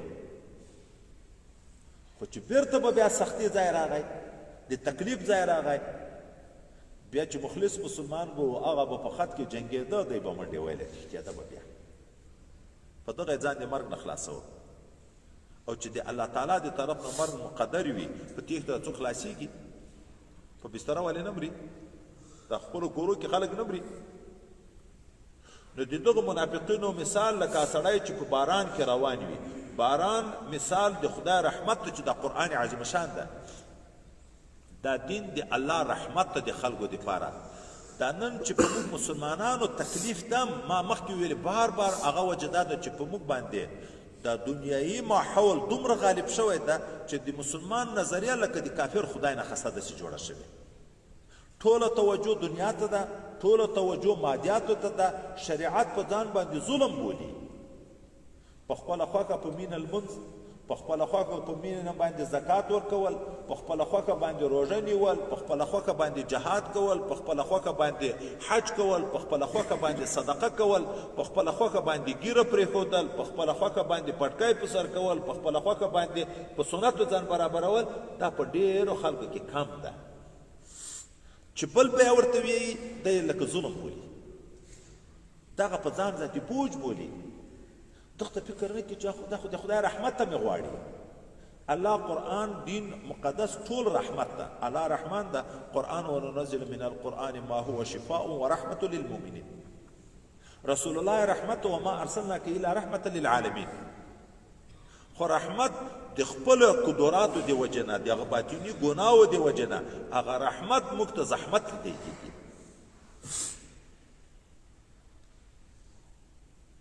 دا تکلیفي عبادت دا لکه هغه تالنده، خو بې تکلیفي عباداتو نه جنت نشي پیدا کېدی. حضرت پیغمبر صلی الله علیه وسلم فرمایي، وای الله تعالی چې جنت پیدا کړو، بیا جبرائیل علیه السلام ورولېږه چې ته وګوره جنتونه ما خپلو دوستانو ته څنګه ځایونه تیار کړي دي. جبرائیل علیه السلام چې د جنتو نظاره وکړه، بیا ربي کریم ته ویې د ما د تا په ذات قسم وي چې داسې ځای دې جوړ ده چې څوک یې نوم واوري پاتې به نشي، ټول به ځي جنت ته. څه معنا؟ چې دا نفس د جنت صفت واوري، ایمان، نیک اعمال، کوشش، د ګناهو نه ځان ساتن به کوي. ولې؟ چې هغه نعمت بیا رانه د لاس نه وځي، که ایمان رانه وړم، نیک عمل ونه کړم یا ګناه یې وکړم، چې نفس نوم یې واورم هغه به ټول ځي جنت. بیا خدای پاک د دغه جنت نه چار پیر تکلیفونه د عباداتو راتاو کړه. چې په لمانځه کې په انسان څومره تکلیف ده، په روژه کې، په جهاد کې، په زکات کې، په حج کې، په علم کې، په صدقو کې، په ذکرو کې، دا هر عبادت یو تکلیف لري په نفس باندې دا یې تر جنت راتاو کړه ویلې ورشه اوس یې وګوره بیا چې جبرائیل علیه السلام لاړ لکه یو ځای ته چې ځې پاټکونه ډېري دا اوس موږ تاسې ځو په ارلیار کې چې درې او څلور پاټک وي بیا تر په عذاب شي خلک نو چې دا یې ولیده بېرته ربي کریم ته ویې چې زه د ما د په تا په ذات قسم په دغه وډار شوم چې یو څوک هم چې راته لا نشي دا تکلیفو ته به څوک اړه کېږي بیا الله تعالی چې جهنم هغه سخت سزاګانې د کفارو د مجرمینو دپاره تیارې کړې هغه ورته ویل چې ورشه ما خپلو دښمنانو ته باغیانو ته څنګه سزاوي ځایونه مقرر کړي دي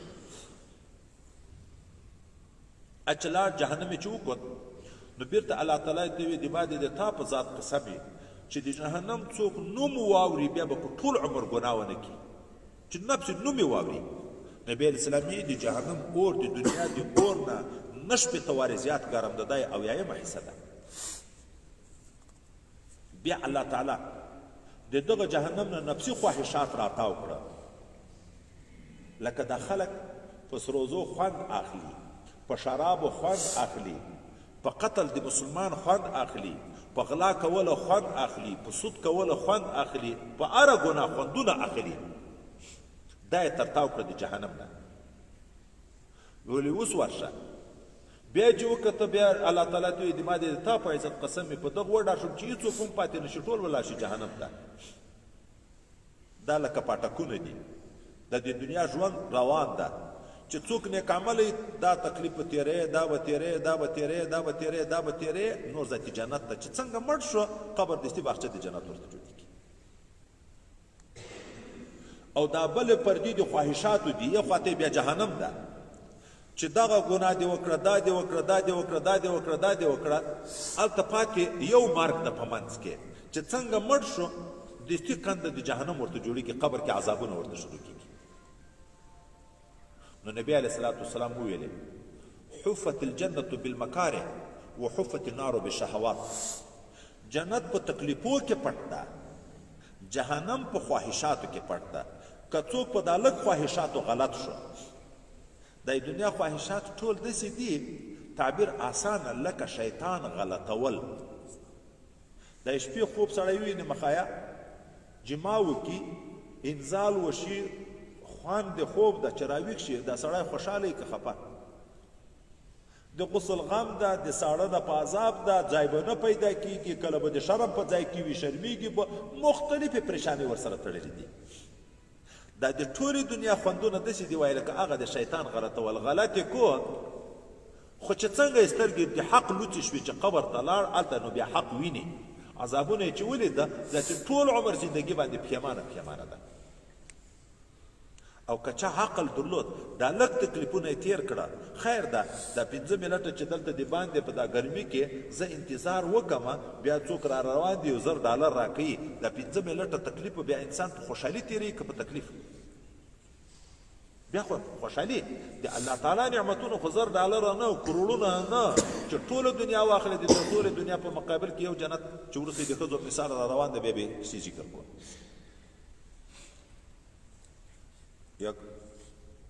يا أيها الناس اعبدوا ربكم الذي خلقكم والذين من قبلكم لعلكم تتقون مخکې درې ډلې خاص کامل مسلمانان خالص کافران او منافقین ذکر شو اوس ټول انسانانو ته ګډ خطاب الله تعالی کوي خاص مسلمان ته چې خبره کوي الله تعالی یا ایها الذین آمنو د شرافت نوم ورته ذکر کوي ای مؤمنینو او چې عام انسانانو ته خبره کوي یا ایها الناس په خلکو کې خو کافر هم مسلمان هم ګډ بیا په ناسو سره تعبیر کوي رب کریم په دې آیات مبارکه کې د انسان د پاره چې الله تعالی دا څومره نظام چلی د خپل انعاماتو ذکر کوي او د دې چې د کوم مقصد لپاره پیدایښت شوی د دې ذکر کوي دا کله په مختلفو مستقلو آیاتو کې ذکر دي مستقل زندگی د انسان د چی شي د پاره دا و ما خلقت الجن والانس الا ليعبدون او دا د دنیا نعمتونه چې د موږ د پاره دي سخر لكم ما فی السماوات و ما فی الارض خو دلته په دغه آیات کې دواړه ذکر کړي یو ځای اے انسان د عبادت کو د رب خپل مقصد ورته ذکر کو اول د خپل رب پالون کی پیدا کون کی عبادت کوا. هغه رب الذي خلقكم، هغه رب چې تاسې پیدا کړي. اول چې عقل انسان ولري دغه احسان د رب ته وګوري چې د نیستي نه یې هستي کړم، نو پیدا یې کړم. بیا والذین من قبلکم، هغه خلک هم پیدا دي چې تاسې نه مخکې دي، دا زموږ نسل چې تر آدم علیه السلام رسېدلی، دا پلار نیکه غور نیکه دا ټول چا پیدا دي؟ الله تعالی پیدا دي. اوس نو چې د تا پالونکی د روزیم درکې رب ټکي کې اشاره شوه، او پیدا یې د تا پلارو نیکم د پیدا دي چې دومره احسانات دې په تا کړي دي. د دغه احساناتو خو شکر ادا کړه. شکر اول ذکر کو اعبدو، د الله عبادت کوه، د الله معرفت کوه. ولې خو په تا یې ډېر احسانات کړي دي. په چا چې احسان وشي د احسان شکرانه عقلانه واجب ده چې عقل څوک ولري د هغه به شکرانه ادا کوي. لکه وروسته را روان ده چې آدم علیه السلام ملائکو ته صرف تعلیم د نومو وکوم د شکرانې دپاره الله تعالی ورته ویلي سجده ورته وکړي. استاد چې یو حرف در وښو ته به د دغه نعمت شکر ادا کوې. ولې که د نه کو ادا په لم یشکر الناس لم یشکر الله، چې د انسان شکر نه کې ادا د الله شکر نشي ادا کولی. نو عبادت وکړئ د تاسې د پالون کې چې دا تاسې پیدا کړي د تاسې مور و پلار پیدا کړي دي. او بیا وروسته امید هم ورکوي، په پایده یې هم پوه کوي. د الله عبادت د خپل رب و خالق عبادت وکړئ. اشاره ده ششه چې بل څوک د عبادت لایق نه ده. ولې لایق د عبادت خالق ده. خالق دی ده، تاسې هم پیدا دي، تاسې مور و پلار هم ده پیدا دي، بل خالق نشته. او ګټه لعلکم تتقون، د دې دپاره ایمان راوړئ، د الله عبادت وکړئ چې ځان بچ کړئ د جهنم نه. خو لعله چې د بنده په کلام کې ذکر شي د امید دپاره وي، چې یو سړی د یو شي د ګټې نه خبر شي، امید د ګټې پیدا شي، بیا هم تکلیف تېروي که نه تېروي. د الله تعالی په خبرو کې چې کومه وعده د جنت ته د مسلمانو د نیک عملو انسانانو لپاره شک شته، دا خبره یقیني ده که امیدي ده؟ یقیني ده. خو مفسرین وایي تعبیر خو په لعله شوی د امید، دا خبره یقیني، خو انسان ته تنبیه ورکوي چې د دومره ډیر خیر نه سړی خبر شي چې نفس امید د خیر پیدا شي، هغه کار کې نه یې پرېږدي. تا ته خو خبره یقیني ده، د الله او د رسول په خبرو کې خو شک نشته، بیا ولې نو سستیا کوي؟ وکړئ عبادت د رب چې د تاسې خالق دی، مور و پلار د تاسې خالق ده. د دې دپاره یې وکړئ چې ځان بچ کړئ د اور نه، لعلکم تتقون. بیا نور نعمتونه ذکر کوي. الذي هغه رب عبادت وکړئ جعل لکم الارض فراشا، چې ګرځولی د دې تاسې دپاره مځکه فرش. دا مځکه نه داسې سخته کړې د خدای پاک لکه تیږه چې کور نه پکې جوړېږي، زمینداري نه پکې کېږي، باغ نه پکې جوړېږي، فصل نه شین کېږي. او نه یې داسې پسته پیدا کړې لکه اوبو چې په سر یې تګ نشي کړی، کېناستی یې نشي کړی. د انسان د ګټې شی ده، فراش ده. او وسماء بناء، او ګرځولی د دې تاسې دپاره اسمان چت. وانزل من السماء ماء، او نازل کړي د خدای پاک له طرفه د اسمان نه اوبو، باران. دا د رزق بندوبست ده. فاخرج به من الثمرات، بیا الله را ایستلی دي په دغه بارانه باندې د میوو نه رزقا، رزق لکم د تاسې دپاره. اوس نو چې ته یم پیدا یې، او مځکه هم درته پیدا ده، اسمان هم درته پیدا ده، د رزق بندوبست هم درته کوي. نو بدبخته داسې خو مه کېږه چې د بل خدای په قول باندې خدایي کوې، لکه بوتانو ته سجدې کوې، یا لمر و سپوږمۍ ته سجدې کوې، یا غویانو ته سجدې کوې. داسې خو مه کوه. فلا تجعلوا لله اندادا، مه ګرځوئ خدای پاک لره شریکان، سیالان. وانتم تعلمون، حال ده چې ښه پوهېږئ، دا یې داسې ویلي، ښه پوهېږئ چې بل رب نشته. ولې ښه پوهېږئ؟ مخکې موږ ویلې معبود د عبادت لایق هغه ذات چې خالق وي. تاسې په دغه نه پوهېږئ چې خالق یې والا ده، ځکه خدای پکې ولئن سألتهم من خلقکم لیقولون الله. که دوی نه پوښتنه وکړي دا تاسې چا پیدا یې، دی به هم درته وایي چې موږ الله پیدا یو. که پوښتنه تر وکړي چې اسمان چا پیدا ده، دا کافر به هم وایي چې الله پیدا ده. ښه چې اسمان هم الله پیدا ده مځکه هم الله پیدا ده تم الله پیدا یې ښه پوهېږې په د خبره باندې خو دغه خالق لایق د عبادت بل ذات خو بیا نشته ولې بیا بل څوک شریک ورسره نیسي تر دغه ځایه پورې دلایل د وحدانیت کې رب و د خدای پاک په وحدانیت دلایل چې واحد لا شریک د خالق دی د رازق دی د مالک دی د مربي د موږ دی د ټول احسانات دي د را باندې اوس د رسالت د حقانیت دلایل ذکر کوي چې دغه پیغمبر چې تاسو ته د ایمان دعوت درکوي د نیکو اعمالو دعوت درکوي دا هم حق ده دا جادوګر نه ده دا دجال نه ده دروغجن نه ده ولې خو ده ته وګورئ معجزې ته یې وګورئ د قرآن عظیم شان درته بیانوي او داسې څوک یې درته بیانوي 40 کاله په تاسو کې د ده ژوند کړی یو حرف تعلیم هم نه ده کړی تاسو په خبر یې نه سکول ته تللی نه مدرسې ته تللی یو حرف تعلیم هم نه ده کړی او بیا درته بیانوي داسې کلام چې ټوله دنیا راجمع شي د دغه قرآن عظیم شان د مقابلې دپاره یو کنکای صورت جوړ کړي نشي جوړولی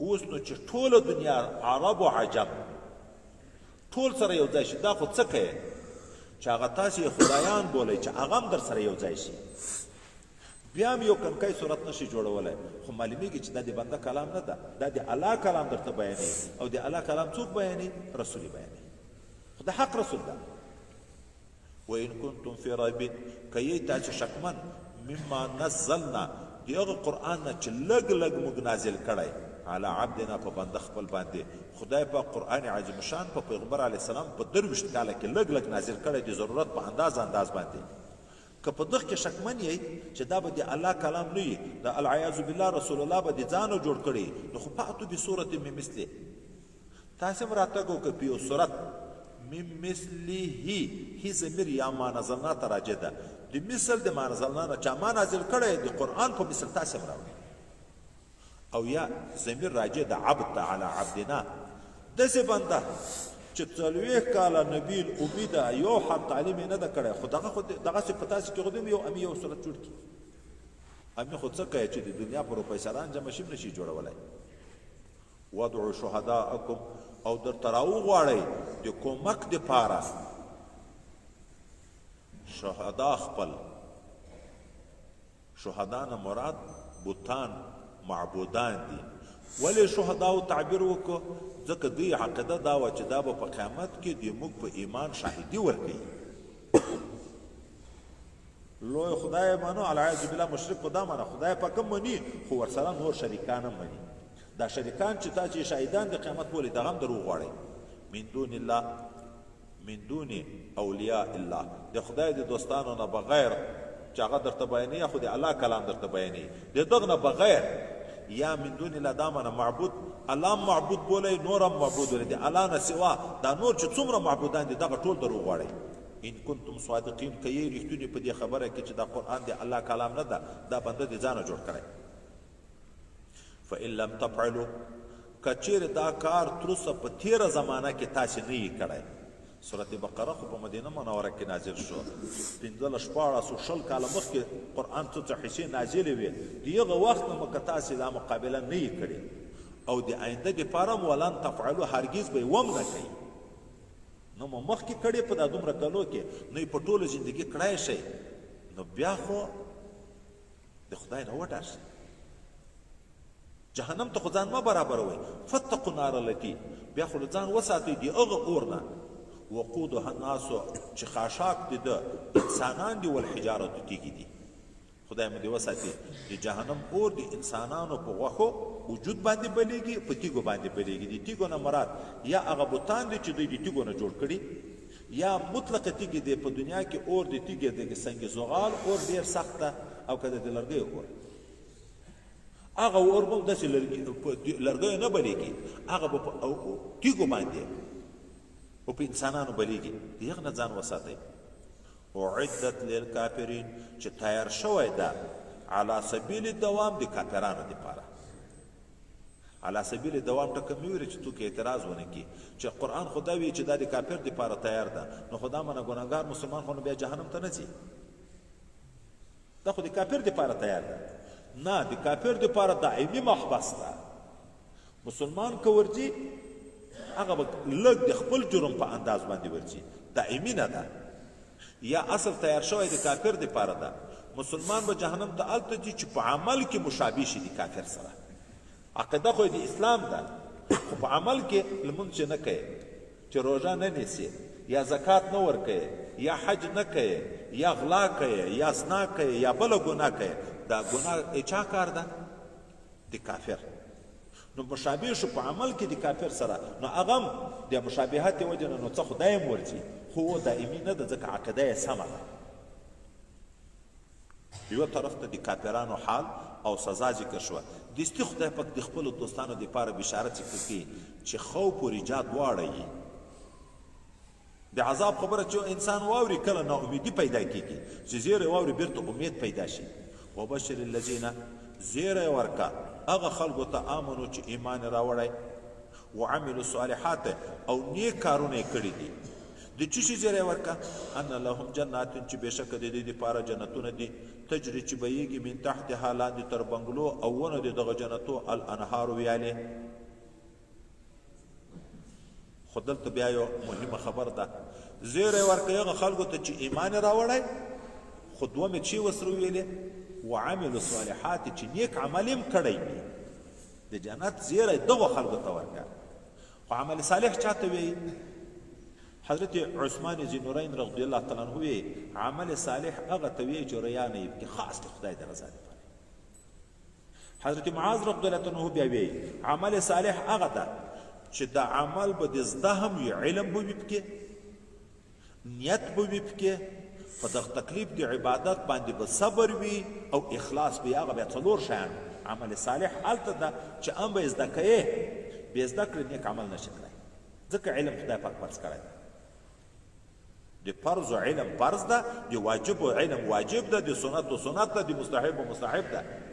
علم به وي، نیت به هم صفا وي، په تکلیف صبر به هم کې، او عمل به هم خاص د خدای د رضا دپاره. بیا عمل صالح نو د داسې ایمان او عمل صالح د خلکو دپاره زیری ورکړه د څه شي؟ د جنت ویالې بهیږي. بیا رب کریم وی کل ما رزقوا منها، هر کله چې ورکړی شي د جنتیانو ته رزق د دغه جنت رزقونه، من ثمرة د میوونه، رزقا څه رزق، رزقوا منها چې ورکړی شي دی ته د دغه جنت نه، من ثمرة یعنې د میوو د جنت نه، رزقا څه رزق. قالو دغه مسلمانان وی هذا الذي رزقنا من قبله، دا خو هغه څه ده چې موږ ته رزق راکړی شوی و مخکې.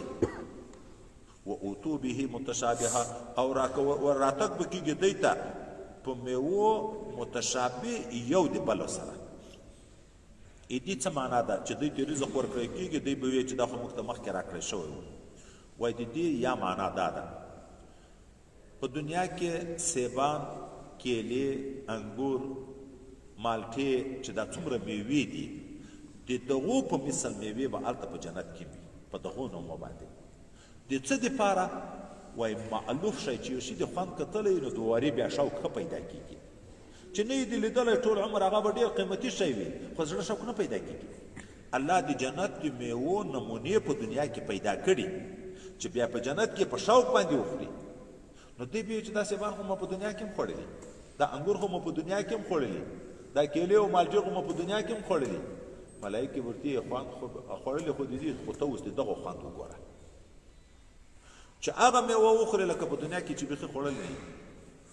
ځکه د دنیا میوې اکثره داسې دي، په ټوکه هم نه خوړل کېږي، په مابین کې مغز یا هغه هم نه خوړل کېږي. ښایسته دومره ام واخله، په ډېرو روپیو واخله، څومره پکې خوړل کېږي، پالتو یې څومره ده.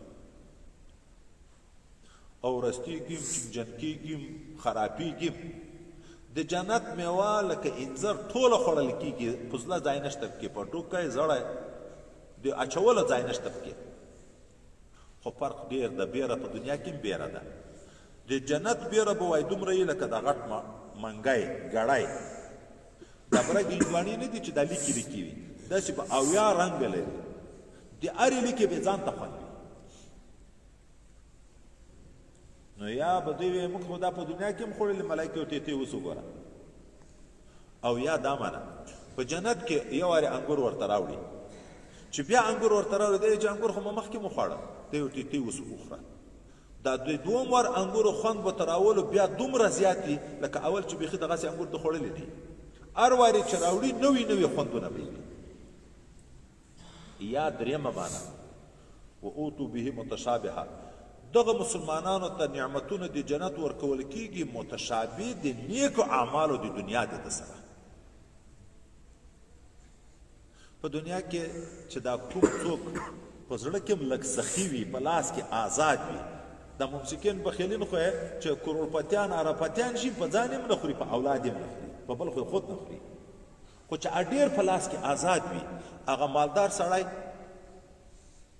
په یو قسم خوراک اکتفا کوي خو چې څومره دنیا وسایل ډېر شو دغومره اسباب ډېرېږي دغه چې جوړه شوې ده خوښه خو نه ده جوړه شوې زه ورته یې جوړوی شم دا بنګلې چې جوړې کړي دي خو په روپیو جوړې شوي دي ښه موټر ښه بنګله ښه واده ښه میوه ښه خوراک ټول په روپیو دي چې څومره د چا روپۍ ډېرې ښه خوندونه هغه اخلي جنت هم عین دغه نقشه ده چې څومره د نیک عمل ډېر وي هلته به د نعمتونو دغومره ډېر وي ما درته پرون سبق کې غالبا ویلې که اوس په اول سبق کې ویلې چې نبی علیه الصلاۃ والسلام ته ابراهیم علیه السلام د جنت ځکه میدان ده او ډېره خوږه مځکه ده نیالګي سبحان الله الحمدلله الله اکبر چې یو وارې سبحان الله دي ویلې یوه ونه درته کوي خو چې دوه وارې دي ویلې دوی درته کوي چې درې دي ویلې درې په ذکر کې فرق ده که نه د یو په شواروز کې دا چې خلک مخکې نه تېر شوي چې په شواروز کې به یو لک وارې سبحان الله نه ویلی نه وي دي کېده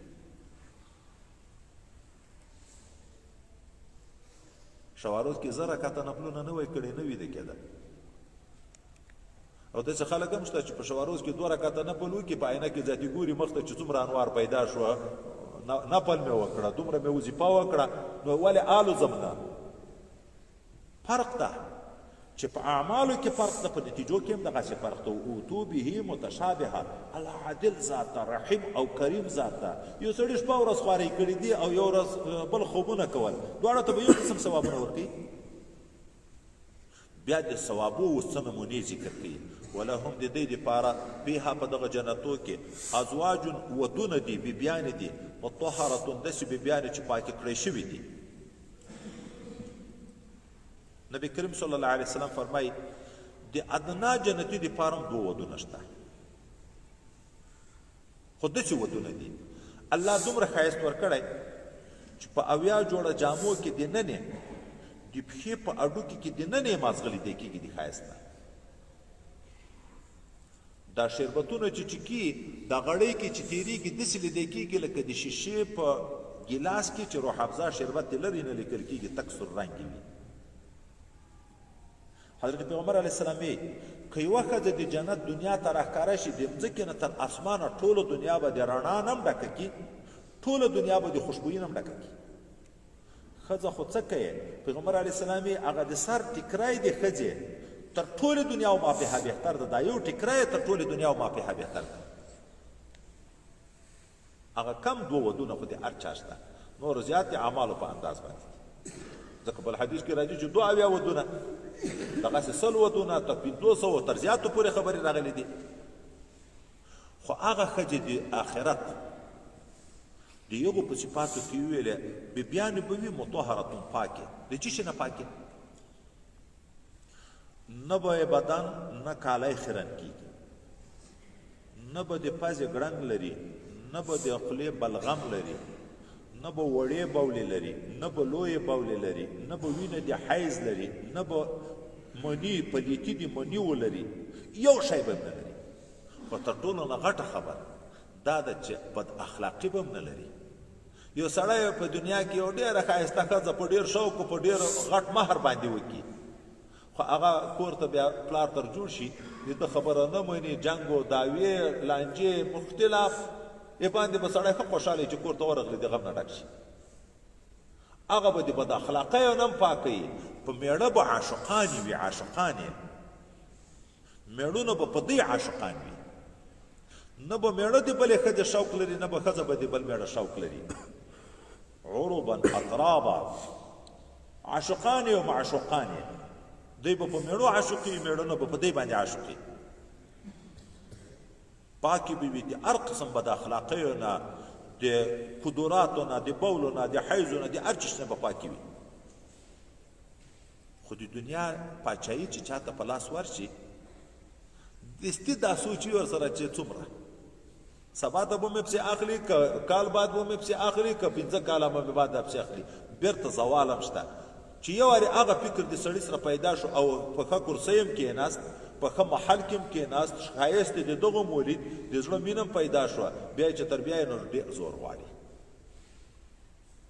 دا د امارت په باب کې د حکومت په باب کې نبی علیه الصلاة والسلام یې په خپله خوله یې مه غواړئ ځکه نعم المرضعة وبئس الخاتمه الک چې اول تیروي ډېر په خوند وي نه خوند غواړي نه عزیمه غواړي شودي پستې خوږې د خپلې مور د شفقت د تینه خو چې کله د بیلتان وخت راشي چې الک د تینه بیلې نو سختې ژړاوي په تیری کې دا خو به هر چا لیدلي که خپل ځان کې ویري ورونو خو به وي زمونو ورونانو دا خو به د چا موجودې وي بیا ښځې په څومره تکلیف دغه هلکان بیلوي دا کنکای دا جنکۍ دا به ژاړي دغه امارت نم چې لرې کېږي بیا داسې غمونه ورسره تړلي دي نو الله اطمینان ورکوي چې جنت نعمتونه ته لاړئ نعمتونه پیدا شو ودونه پیدا شو بنګلې پیدا شو دا خیال بیا مه کوي چې بیا به مرګي بیرته به دا رانه پاتې کېږي نه وهم فیها خالدون دی به په دغه جنت کې همیشه تر همیشه وي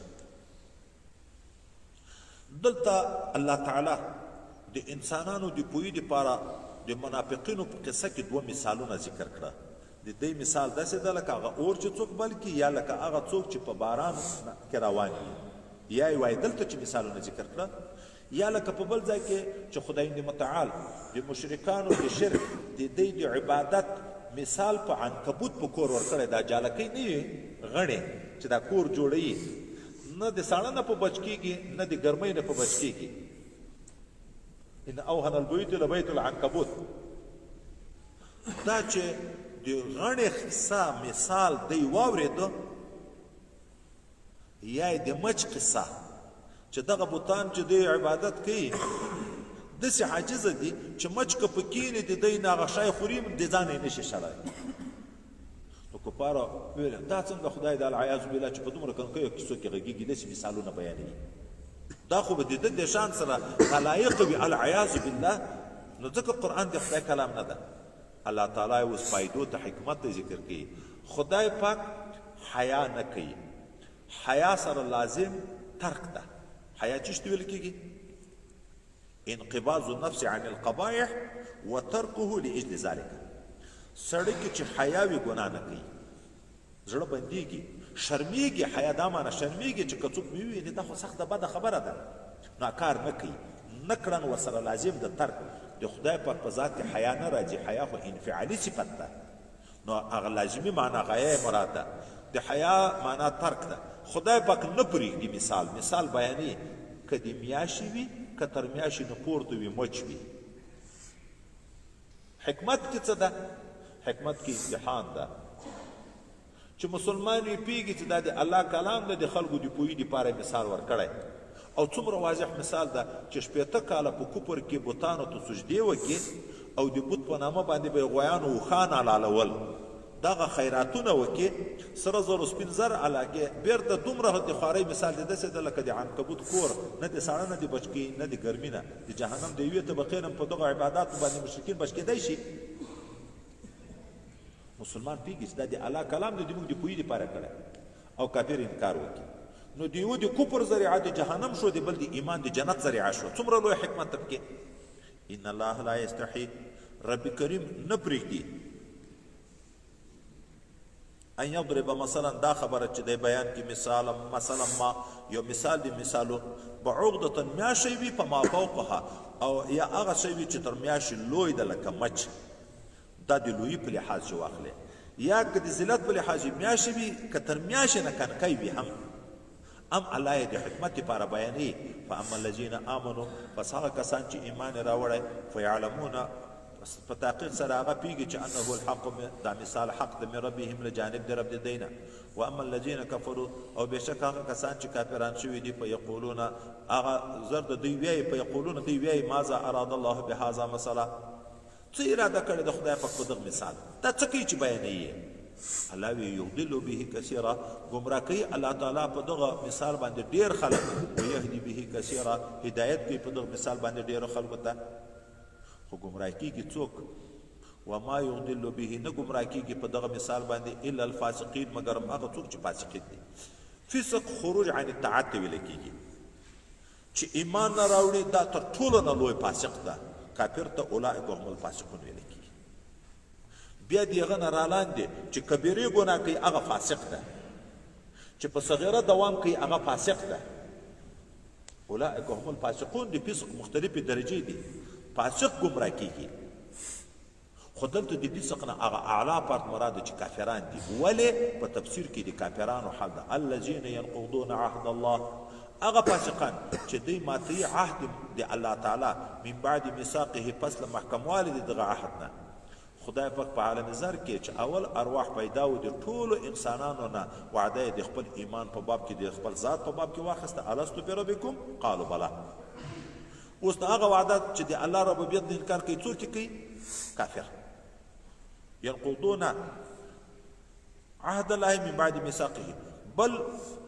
هغه فاسقان ويقطعون چې دوی پرې کوي ما هغه څه امر الله به چې امر کړی د الله تعالی په هغه باندې ان یوصل چې سره وصل دي شي الله امر دې کړی چې په ټولو رسولانو به ایمان راوړي يهود موسی علیه السلام مني عیسی علیه السلام نه مني نبی علیه السلام نه مني نصارا عیسی علیه السلام مني حضرت محمد مصطفی صلی الله علیه وسلم نه مني موږ لا نفرق بین احد من رسله ټول رسولان دي الله حق دي ټول منو اره یو په خپل وخت کې دغه کتاب په خپل وخت کې هغه دین ده اوس د موږ رسول اخرنۍ ده د موږ کتاب ناسخ ده موږ اوس عمل په دقه خو د انور نه انکار نه کو په خپل وخت کې هغه ټول حق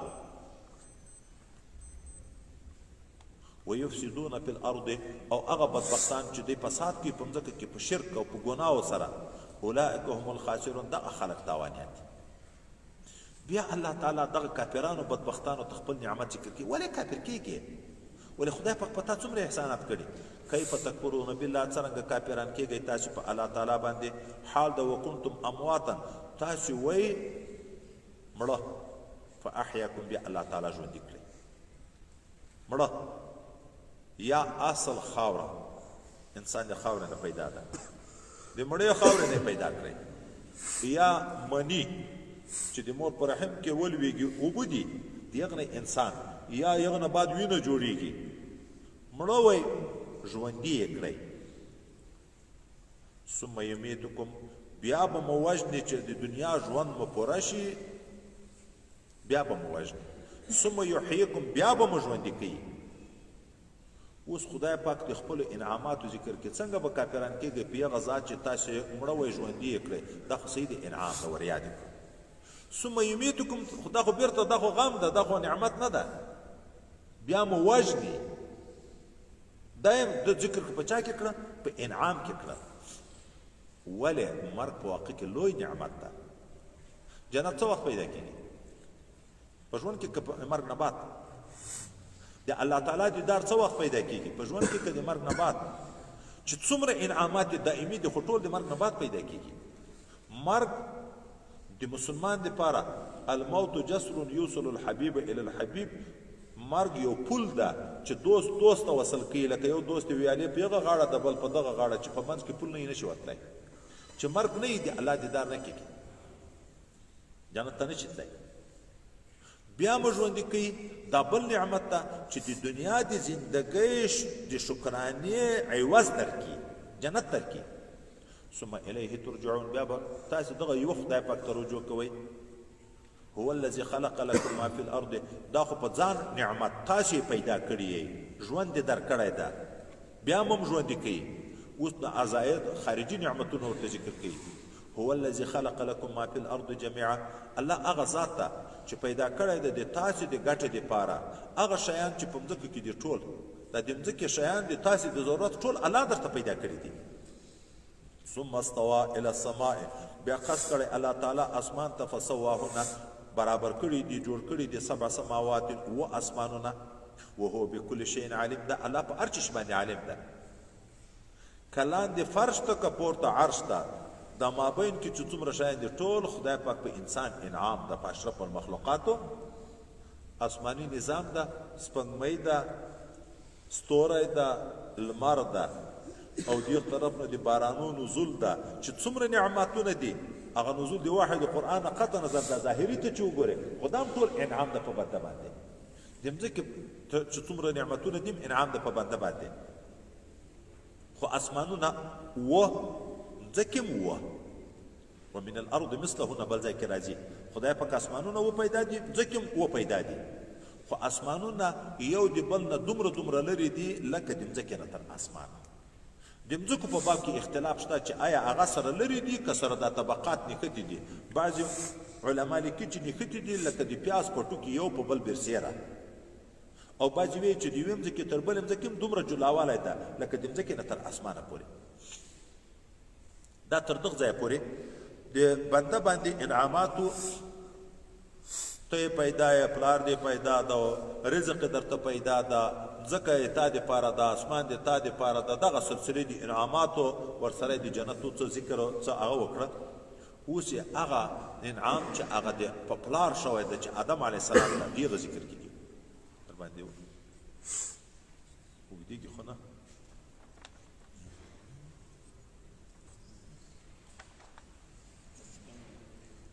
څو دي 12 نیمې دي. نن خو سبق ناوخته و د هغې وجې نه دلته شاته راوځنډېدو، داسې نه ده چې ډېر وخت ویره ده. ما خو دا کتلی یې خواته، خو زه فکر کوم چې بیا د مړیو او د دغو شیانو بندوبست کتلو نن نوې ورځ ده، دغه ترتیب هم سم نه برابر په دغه ځای کې. نو پیغام څه وخت لګېږي، نن به په دغه ځای بس کړو. خیره آینده دپاره کوشش کوئ 9 بجو ته، نن خو د لسو نه هم تېرې وې چې شروع کړو. آینده کې کوشش کوئ 9 بجو ته، بیا به وروسته بیا دغسې ټیم په ټیم باندې وخت مخته کوو به په خیر. خو د آینده دپاره کوشش د سبا ورځې نه د 9 بجو